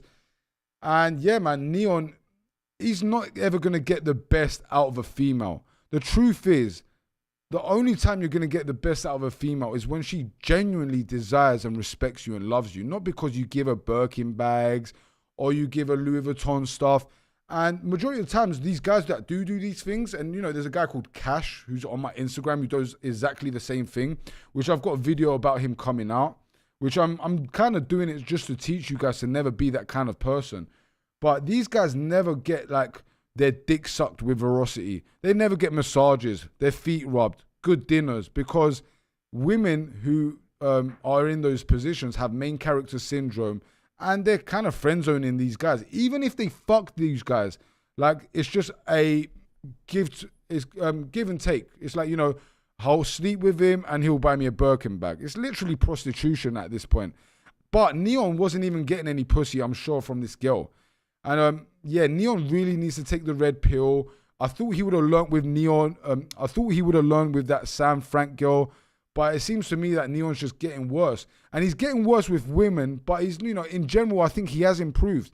I think he streams like probably better than they were. At least he's bringing UFC fighters and people with actually real value, not just degenerate rappers. And, you know, he looks better with a beard. Yeah, his blonde hair looks a little bit sus, but in general, I felt like he was maturing as a man, you know, becoming a man from a boy. But he's going to have to find out the hard way. But Neon, bro, stop being a simp for these chicks, man. Honestly, you're not even just fucking it out for others, but you're fucking it out for yourself, truly.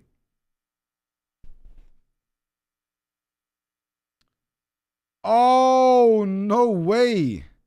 You know what's crazy, guys? I've actually met the parents. I've met Travis Barker. So it's funny, actually. So I actually sat right next to Travis Barker and Kourtney Kardashian at a UFC event. And I was with my old friend Angelo. And then when we got a taxi, we both got a rides back to the hotel. And the rides we got were all kind of connected. They were like Escalades. And they jumped in the Escalade in front of us. And we like jumped out at the same time. And we were talking at the Cosmo. It was Travis Barker, Kourtney Kardashian, I think that was her name. MJK, what was his name? MGK. The guy who's with Megan Fox. And it was Megan Fox as well. And, you know, we had a quick conversation. They were really nice to me. But you guys know how I feel about celebrities. Majority of the time, they're degenerates. And it kind of shows with this, right? Travis Barker and Kourtney Kardashian obviously didn't raise the best of daughter. You know, like, you know, the way she's acting. And the fact that she's even hanging around with, like, some big streamer when she's meant to have a boyfriend. Complete L, man. These celebrities, there's such bad examples of how people should live their lives. Hey, guys, I think there was a lot of clips all through that, man. I don't know. I feel like I'm on fire today. I'm dropping a lot of fire. And it's all going smooth. All right. So, guys, let's move on. Do we have any more water or nah? I need to go buy some on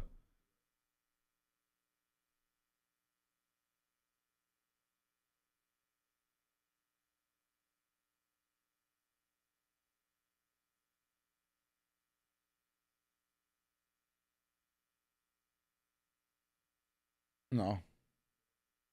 Yeah. Is it actually from that? Yeah, who bought that? You guys. Oh yeah. I'll have. Yeah. Do you know what? Yeah, it's not the greatest, but it's not that bad. You know what? Just give me a clean glass. I was gonna use my Crusader glass. Really, in the future, I should start using this glass. You know, that'll be legendary. Me drinking from this on stream will definitely bring in more views and good for the aesthetics. But it hasn't been clean for a while. Those plastic cups are clean, innit? Yeah. Nah, fuck it, bring it. Neon wants the clout. Yeah, look, Neon wants to use those people for clout, but I do think that Neon's giving these people more clout than they're giving him. So, thank you, my brother. Appreciate you.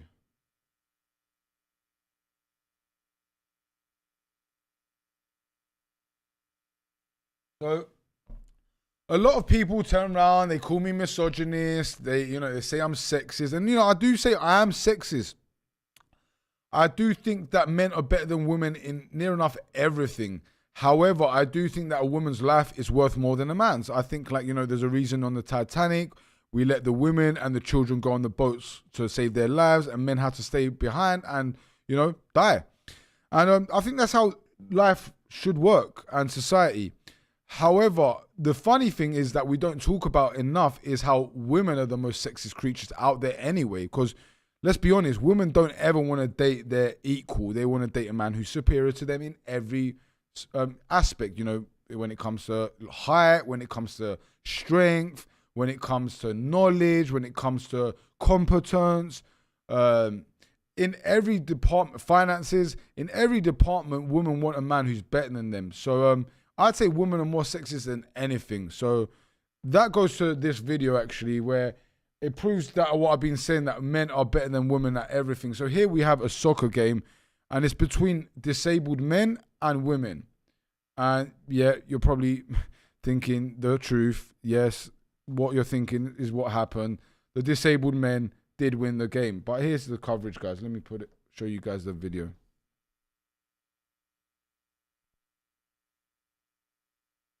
Y ahí va Canallas en esta. Si la hace bien puede ser, sale el arquero, revienta muy bien. Guarda que ahí se escapa el número 7, si la hace bien. Sí, puede That disabled guy did a gaza. Look at that. Let's see it one more time. Si la hace bien puede ser, sale el arquero, revienta. It was a good muy long bien. ball. Guarda que ahí se escapa el número 7, si la hace Flick. bien. Sí, puede ser, le pegó. So yeah, first of all, that was a great goal. That was like a Paul Gascoigne kind of goal from that disabled guy. But it just proves again that men are better than women at everything, man. Like, you know, you got disabled men peppering the women up, like, you know, doing tricks on them, and you know, it's the truth, man. It's what I've been saying. Okay, we're gonna move to the next story. So here, guys, I'm gonna show you guys why we're heading perhaps the wrong way, because, you know, you guys know I'm critical of Trump, right? But one thing I dislike more than traitor Trump is I dislike Democrats. I dislike liberals, progressives, leftists, because their ideology and the way they think is so absurd and so bad for society, and they lead us down the wrong path. And, you know, I don't want to see any more of this woke shit happening again. And I've seen stuff recently which is kind of giving me it's giving me anxiety and a little bit of a throwback to how things were under Biden and Kamala. But here we have someone called Ariana Rose Phillip. In 2018, she, which is a he, is a goddamn man, became the first black transgender and physically disabled model to ever be represented by a major modeling agency.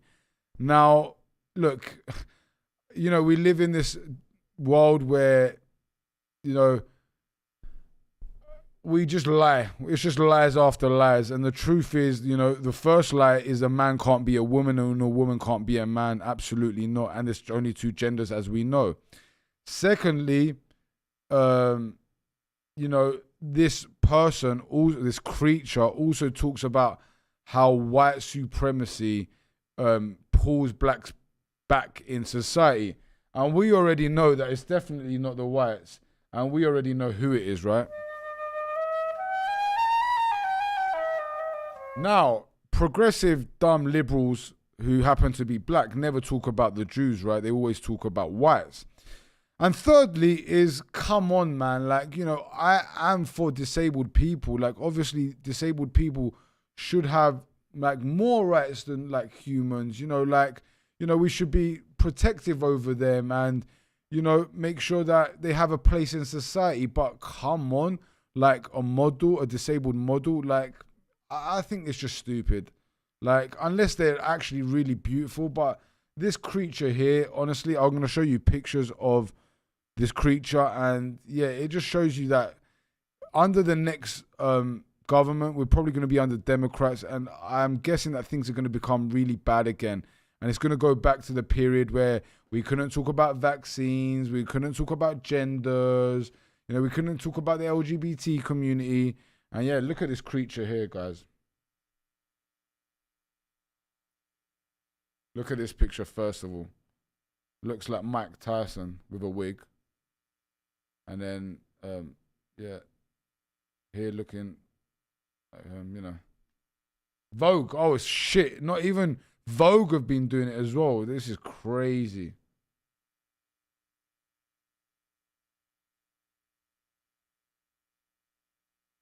Look, it just gets worse and worse.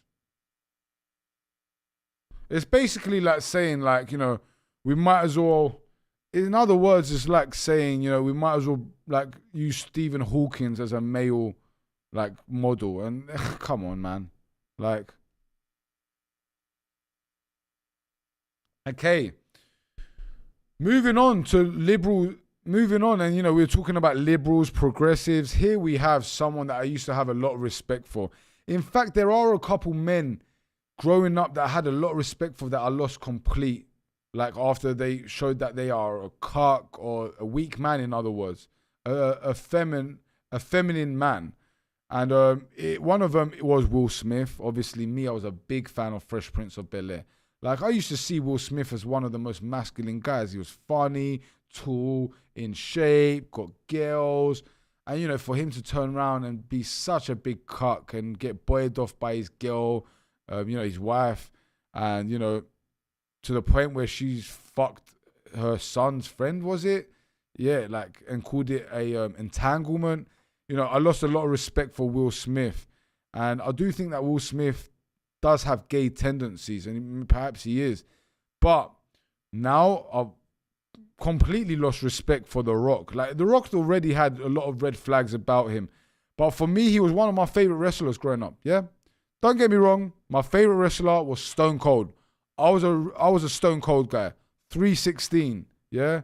And that's the bottom line, because Stone Cold said so. In fact, 1 minute, I'm pretty sure I have some Stone Cold stuff right here.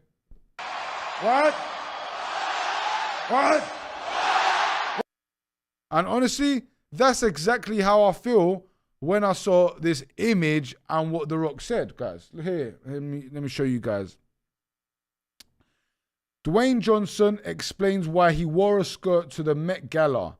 The most masculine men wear skirts. The Rock going full masculinity is a skirt mode. Hollywood just keeps getting weirder.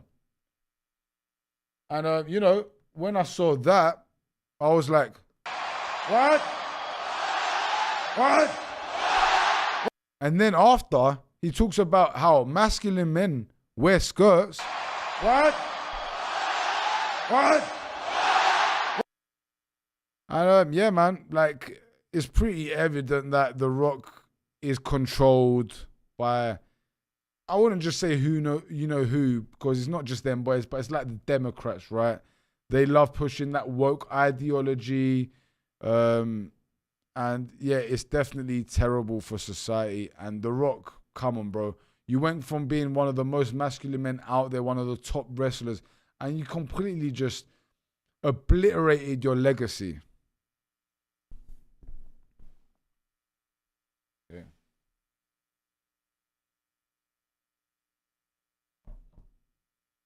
Okay, let's move on. Talking of Pajeets, you know, I've got a lot of shit talking to do about India. One sec.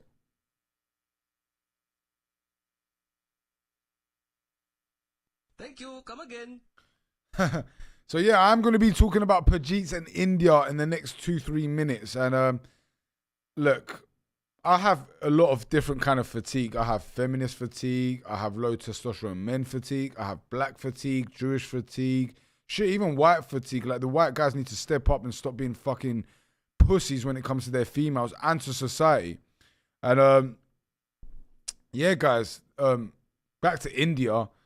In India, they were celebrating some holy festival, they called it, where they were like getting cats and flinging them to the sky as high as they could and catching them again. And I'm pretty sure like cats died, or if they didn't die, I'm pretty sure they damaged and hurt a lot of cats. And then, you know, already then I was like, fucking dumbass fucking Pajeets. What kind of fucking festival is this? And then I also saw something straight after it where it said that in India, the holy Ganges River has 150 million liters of shit being dumped into it every day. Thank you. Come again. And, you know, that's why I do say, like, you know, I do have some Indian friends that are elite Indians, like good for society, work hard, you know, don't really align themselves with this kind of like, ugh, and not just ugh, but like degenerate, evil behavior also, I'd say, like picking up cats and flinging them to the sky, you know. But yeah, I thought I'd cover that on India. And yeah, catch me on my next episode of Thank you. Come again. Okay, so what else have I not covered yet?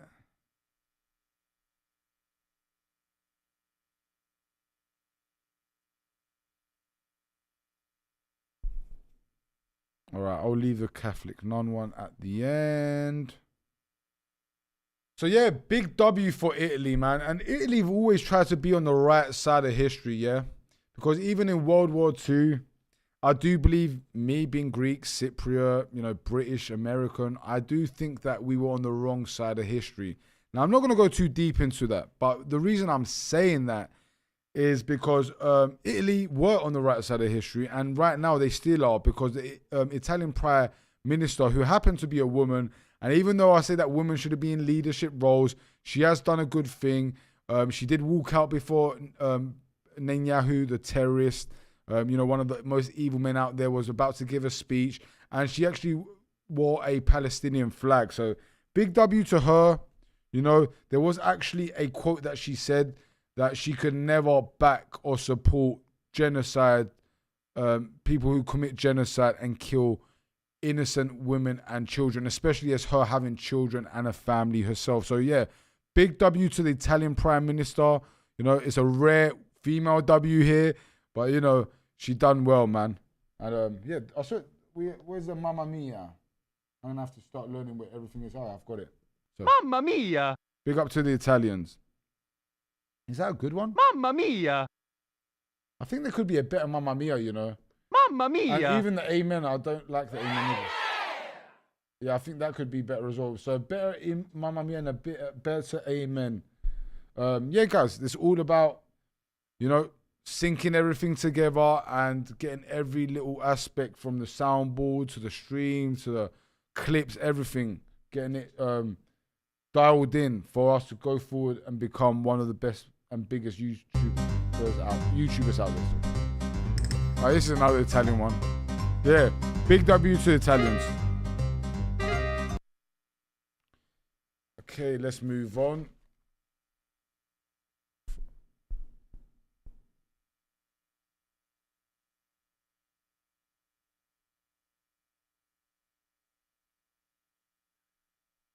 One sec, guys. I'm just closing some tabs because obviously I have loads of tabs pulled up for you guys so you guys can see. All right, guys. There's not as many of us in the chat, but I did want you guys to see this. This is a funny ass video, man. And obviously there's a reason that guy's serving burritos, because he's low IQ, because I would have caught on to what's going on way before. This guy didn't even like question nothing. He literally was building a soup burrito. This is funny as fuck. So this is a video I saw on Instagram, guys. I'm going to turn the camera so you guys can see the video. Have you seen it? Like, how funny is this? Have you seen it, Matthew? Ah, bro, this is funny as fuck. So, all right, cool. So here we have building a burrito. Some guy goes obviously in a Mexican shop and he's about to build a burrito. One sec, guys. Get that wet stuff. Let me get some beans, but try not to get any beans. Try to get more. He should have caught on as soon as he said, let me get that wet stuff. I would have been like, what's this guy talking about already? But yeah, check More of this the out. bean water. That's too much bean. I just need the bean water. Yeah, a little more. Uh-huh. Yeah, same with this one, just some bean water. Yeah. Let me just get some queso. Let me get that red sauce.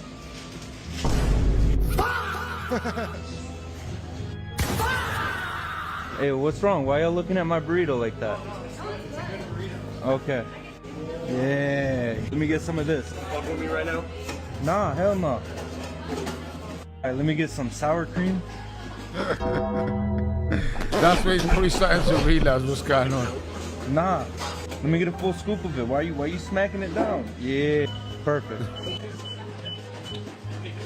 Right, if I get another tortilla, because this just isn't fucking possible. Nah, too much carbs. You just roll it with that one? These are the guys too pissed off. Oh yeah. Yup, just like that. Yup. Yup. That looks like a mess. It's like what you get all the time? Yeah, all the time. Perfect. Nah, it's okay. Too much foil. That shit must Yo, be y'all leaking. want a free burrito? Yeah, they gave it to me for free. Yeah, it's all you. Yeah. No problem, man. Y'all take care, of course. Yo, there's no shot.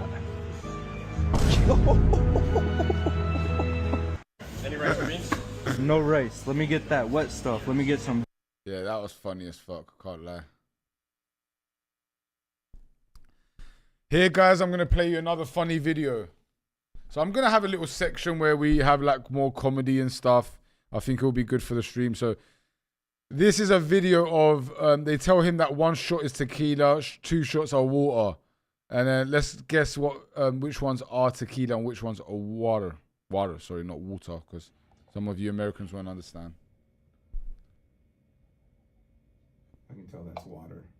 I can tell that's water.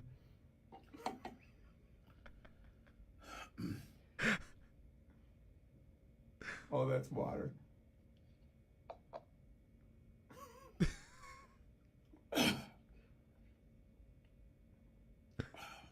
Okay, that much.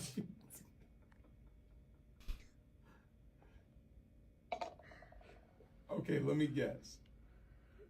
What the heck, Pooh? I knew it. What's wrong? Huh? All of them are tequila, dog. God, hey. Oh, He needed that water after there. After that. I was trying to play it off, but God. Oh. That was funny. All right. Do you know what? I'll keep this for Kick, actually. We're going to keep the Jerusalem stuff. We're going to react to a few videos about them boys, but we're going to do that on Just Kick. All right, cool. I'm going to react to a video here, guys. This is a youngster called Hugo. All right, cool. Let me change it. So here, guys, we're going to actually react to a young and up-and-coming, future star, wonder kid. That's what that's what we call it, a wonder kid. And he plays for Barcelona. This guy's unbelievable. And, for sure, I think he's going to be a star in the future. Very techie, great football brain. And when you see this much potential from this young, majority of the times, even though you can't predict anything and you just don't know how their life's going to turn out in the next 7-8 years, you know that the possibility and the probability is going to be very high. So here we're going to play a video of Hugo Gaudino. Unbelievable player. If I had to guess, I would say he's like 11, 12 years old. Let me swap it.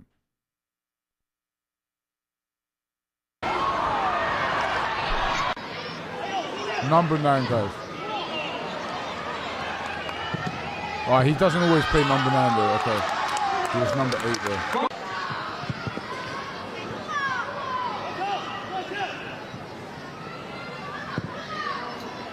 Kind of reminds me of Messi.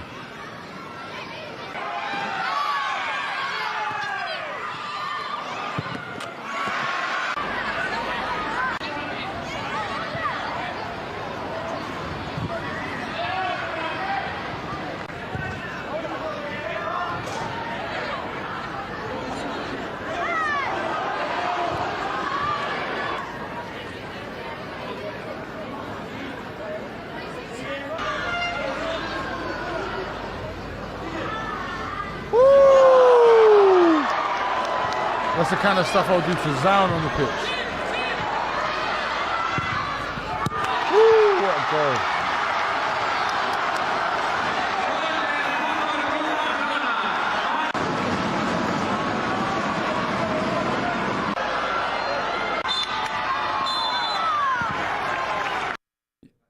What's that? What was you saying, fam? And yeah, guys, definitely this Hugo little kid, man, he's going to be a problem in the La Liga. He's going to be a problem for Real Madrid. He kind of reminds me, do you know what he reminds me of, which is crazy? He kind of reminds me like a cross between like an Iniesta, a Xavi, and a Messi. Like, all wrapped up into one little fucking Spanish kid. Crazy. But yeah, let's move on from that.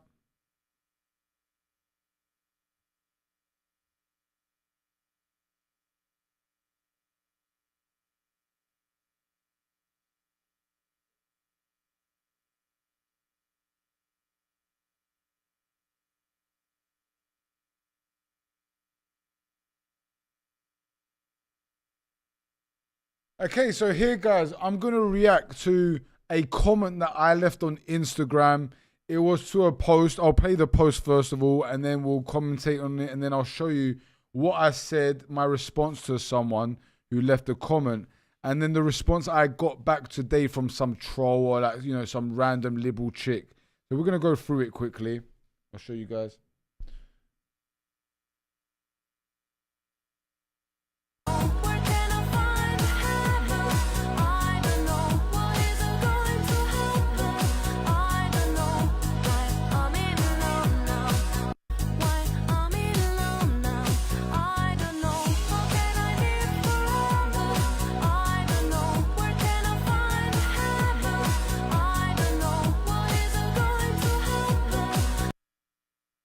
So yeah, guys, it's basically a guy, and in other words, he's criticizing pornography, and yeah, basically pornography. He's criticizing pornography, and then and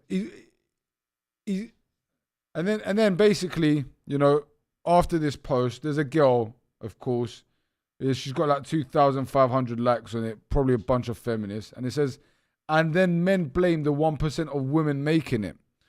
Now, the truth is, it's not 1% of women making it. Maybe pornography, but right now with the OnlyFans epidemic, I'm pretty sure that there's a good percentage of women who are in their prime, young, 18 to 24, 25, who are doing OnlyFans and monetizing off their sexuality. Anyway, let's just say that the 1% of women are the ones that are making pornography, right? Ethan, come here. What are you doing? There's a girl on it, and she responds what I'm going to show you and says, and then men blame the 1% of women making it, right? And then I'm going to show you guys. From there, I respond saying, bruh, your tits are literally out. Can't make this shit up. Because she's taking accountability away from women, and she's clearly like some libtard chick. And I said to her, like, you know, in other words, your tits are out and you're literally contradicting yourself, which is true. Like, you're saying that it's only 1% of women, but then you're there sexualizing yourself. And, you know, I have 35 likes on my comment. And you know what? A lot of them happen to be women who are in relationships, traditional conservative women. Now, today, this is the kind of reply I got, right? Let's go back to, because quite a few people responded to me. I kind of ignored most people, if you want me to be honest with you. But then, like, you know, some chick was just being a weirdo. And I had to come back, you know, I had to respond. Oh, yeah, so, 1 minute. Yeah, so first of all, someone responds and says, call yourself a man of God, yet you're right there judging others. Shame on you, focus on yourself first. Well, this is the thing. Christianity is, especially orthodoxy, the right way, the correct way. It's about keeping each other accountable. Now, am I the judge as in being like a God? No. But if someone in my community, if someone around me is doing something wrong and something that's detrimental to themselves or degenerate, it's only right that you call that person out. Now, you know, with men, you can be a little bit more harsh. With women, even though shaming extremely works, you have to be a little bit softer and maybe sprinkle a little bit of sugar on it. However, yeah, that's her comeback to me. And then let's see what I responded with. I responded saying, true Christianity is about keeping each other accountable. Do you think Jesus didn't keep others accountable? You don't know what you're talking about. Get the fuck out of here. And they said, I fear I do know what I'm talking about. I was raised in a Christian household, probably Protestant. And Christianity is not about keeping each other accountable, but for both of you to follow the Lord's path. Which one falls down, you don't minimize them. You help them to become stronger. That's true what they said at the end. But the whole way that you actually get someone stronger is by keeping them accountable, telling them that what they're doing is wrong, calling them out, telling them if they're being delusional or being contradictory to what they're saying. Like, come on, man, what the fuck are you talking about? And then I responded saying, how do you tell a woman to stop dressing promiscuously and being hypocritical in a nice way? They didn't respond. Obviously, they didn't respond. Typical, progressive, libtard, feminist, dumb whore. Yeah? Didn't respond, obviously. Yeah? And then the girl who actually responded to it, I mean, the girl who actually was the original one with a comment, responded saying, just maybe control your weak caveman brain. Like, what? Am I sexualizing you? Like, am I saying anything that's positive about you sexualizing yourself or saying that you look hot or anything? My caveman brain, I literally went to a comment that you contradicted yourself, pulled up your Instagram, and the first thing I see is a picture of you with your tits out near enough. Like, half your cleavage is out of your chest. And it happened to be that all the traditional conservative women agreed with me, hence why I got 35 likes, right? So I can clearly control my caveman brain. Me keeping you accountable is nothing to do with me looking at your tits. Now, I don't give a fuck about your tits. And to be honest with you, the girl was fucking ugly and mid. Yeah? I was just telling her the truth. Anyway, I said weak, ironic coming from a woman objectifying herself. Caveman brain because you got told the truth. You may be speaking to yourself. Yeah? Cooked. Completely cooked her.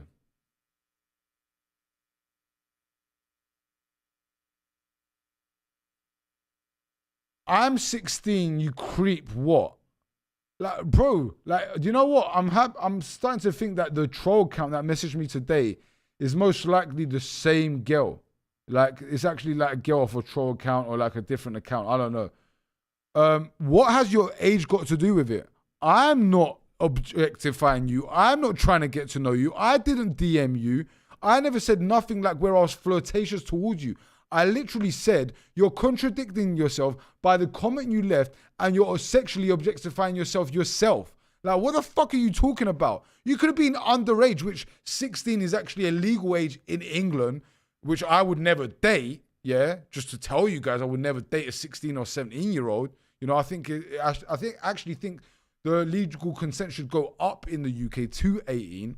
I think 18 is at the age where a woman actually becomes an adult. But you know, I think women think like children forever. But I'm saying, like, to the point where she can make her own decisions. But what has your age got to do with anything? Like, do you know what I'm saying? And, you know, some people are keeping her accountable, saying 18-year-old girls, that's a kid. Well, I don't know what they mean by that, as in they can't make their own decision. But someone also said, last time I checked, it's 1% from ages 18 to 45. So, you know, if she has her opinion on it and she's 16, maybe she shouldn't even talk at all. Now, this is the troll account, guys. And, you know, do you know what, guys? You're going to have to make this like a 5-minute segment because I don't know if we're going to be able to get clips from this, but we are going to be able to get like you know, a bigger segment from this. So this troll account, I wake up to today to this troll account and they at a girl that I'm following that follows me. You know, that some Greek girl that I spoke to, some girl called Maria, and they commented saying, "Watch out for him, Queen." Now I responded, you know, I didn't see the comment initially, and you know, I must have responded like half a day later, and I said, "Do I know you? Triggered for keeping women accountable. Seems a lot of women agree with me. Difference is they are all married and don't use pronouns. And watching my content tagging a girl who's not even my girl is extremely weird behavior," which it is. Very weird behavior. The fact you tagged a girl that me and her follow each other, you don't know her, and you're like, "Watch out for him, Queen." Like, you don't even know me. Anyway, let's move on. I'm warning. Yeah, that's what I responded with. They respond saying, "I'm warning her because the way you talk about women and minors is concerning."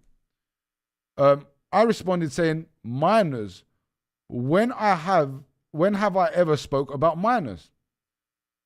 She responds to the young lady who you slut shamed, which, these progressive women make out like slut shaming's bad, which slut shaming is the only thing that works in modern day society for getting women back in line. Like, we should slut shame women. Anyway, and talking about her chest posted. Bro, you can tell a libtard when you hear one. You can't even look at a teenager's body without assuming it's her seeking sexual attention from men. Bro, I hate progressive, these liberal women, man. I really can't stand them, man. They are the cancer of the world, just like I told them. Anyway, let's see what I respond to. She also says, also married women agreeing with you doesn't mean anything to me. You are a creep that comments on women's body with no information or respect towards them.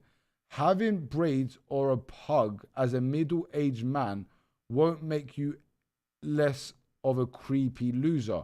Bear in mind, I did a bit of research and I happened to probably find out who this person is. It's like some fat ass bitch, and she's going out with like some liberal guy who calls himself he, him. She calls herself he, her, she. Like, these dumbass fucking liberals, man.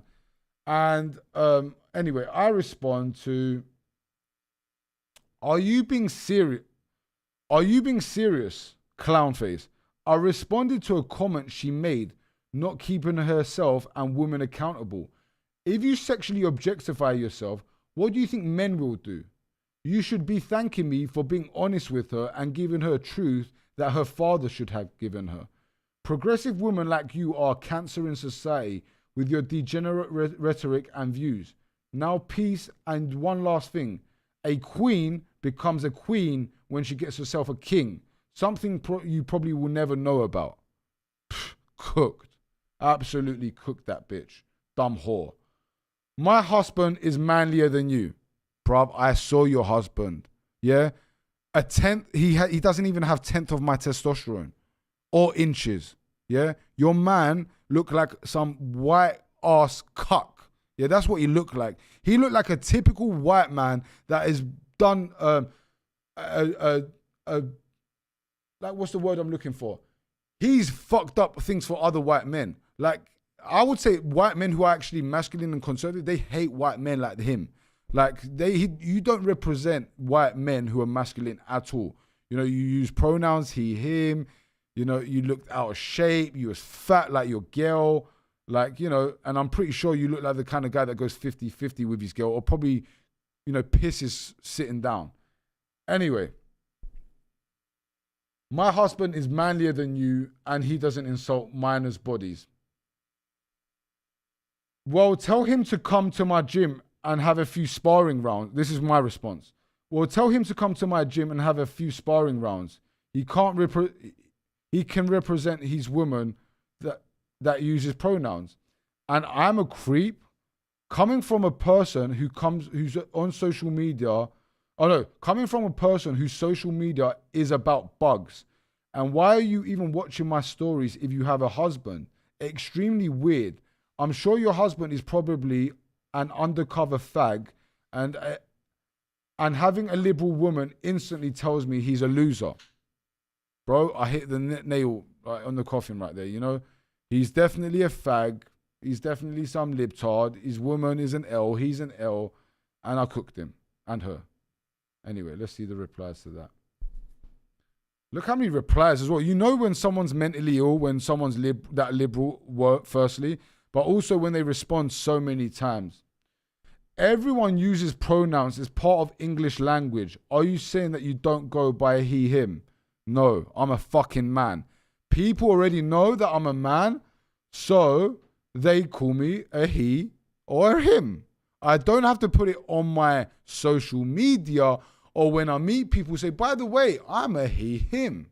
That is literally retarded. Next. Yeah, I'm not a fake nature lover. How am I a fake nature lover? And do you know what else? I literally picked on everything and debunked everything she said, and instead of coming back with a good comeback or trying to prove me wrong, what do these liberals do? Just add homonyms, yeah? Yeah, also I can present myself like what? Do you think married women are children that shouldn't speak for themselves? What the fuck are you on? Fat dumb bitch. You fat milky cunt. Yeah, I gotta be racist to everyone. I don't give a fuck. Listen. Pale ass bitch. Anyway, I don't think you understood and the point that went over your head. Judging on your sorry, this is me, Savannah. All right, cool. I don't think you understood. Is that the last thing she said? Yeah. I don't think you understood and the point went over your head. Judging on your erratic and emotional responses, you're acting like a child. Also putting words in my mouth, strawmanning my positions, and atting girls for my followers is extremely creepy and weird behavior. Anyways, I hope you heal and find Jesus. I wish you the best. Be better, not bitter. And you know these, typical, these masculine liberal women, they can't, just come with a nice response. You two stop looking at teenage chests too. Well, it's funny because the girl that actually you atted is actually a teenager. She's 19. So that's technically a teenager. I don't see any problem with me, 36, dating a 19-year-old woman, especially if, she's not courting me, but she's showing me interest. Or, I've had multiple women who are 19, 18 slide in my DMs. It's funny to me because when a woman is 18, she doesn't really want to date a man her age. And even the same when she's 25, she wants an older man. But as soon as a woman's 30 or older, or she's super liberal, or she has this woke ideology, it's oppressive for an older man to date a younger woman. She can go out there, post pictures of her tits, do OnlyFans, be a complete whore, do pornography, but God forbid that she ever wants to start a family and have a traditional family with a man who's masculine and older than her. Oh no, that's oppressing and really bad. Yeah, well, this is a crazy world we live in, but yeah. And I know what she meant. She meant as in looking at minus chest. I was not looking at a minus chest. I simply went on a response that she responded to. Like, say she was 14, which she's 16, right? She's underage in England. It still would have been valid, my point. If I turn around to my daughter, yeah, like say, for example, my daughter comes and she's going to an event with her friends and her tits are out, and I say to her, bro, or I say, what the fuck are you doing? How the fuck do you think you're dressed? Literally, your breasts are out. Does it mean that I'm fucking sexualizing my daughter in that way? Retard? Fucking retard? Absolute fucking retard? Like, where is the retard alert, man? We need that going. Like, honestly, these people, because it's a new soundboard, so there it is. Uh-oh, retard alert. Yeah. Retard alert, class. Yeah. Anyway, we're going to move on. But do you know what we're going to do right now, guys? You know what time it is, right? Guys, we're going to shut down YouTube. We're going to shut down Rumble. We're going to shut down Twitch especially. It is time. Come over to Kick. We're going to be live on there. We're going to do the strain review on Kick. We're going to talk about them boys a little bit. We're going to be responding to a video of a Catholic Christian nun being attacked in Jerusalem. And yeah, guys, got a little bit to uncover on them boys. And then after that, we're going to go into the strain reviews. We're going to end it with that. I've been streaming now for nearly 3 hours, guys. Just over 2.5 hours. 2 hours and 40 minutes. I hope you guys have enjoyed it. It's been a great one. I would say one of the better streams I've had. Jay's is saying drop the link. Guys, go drop the link, please, for everyone in the chat.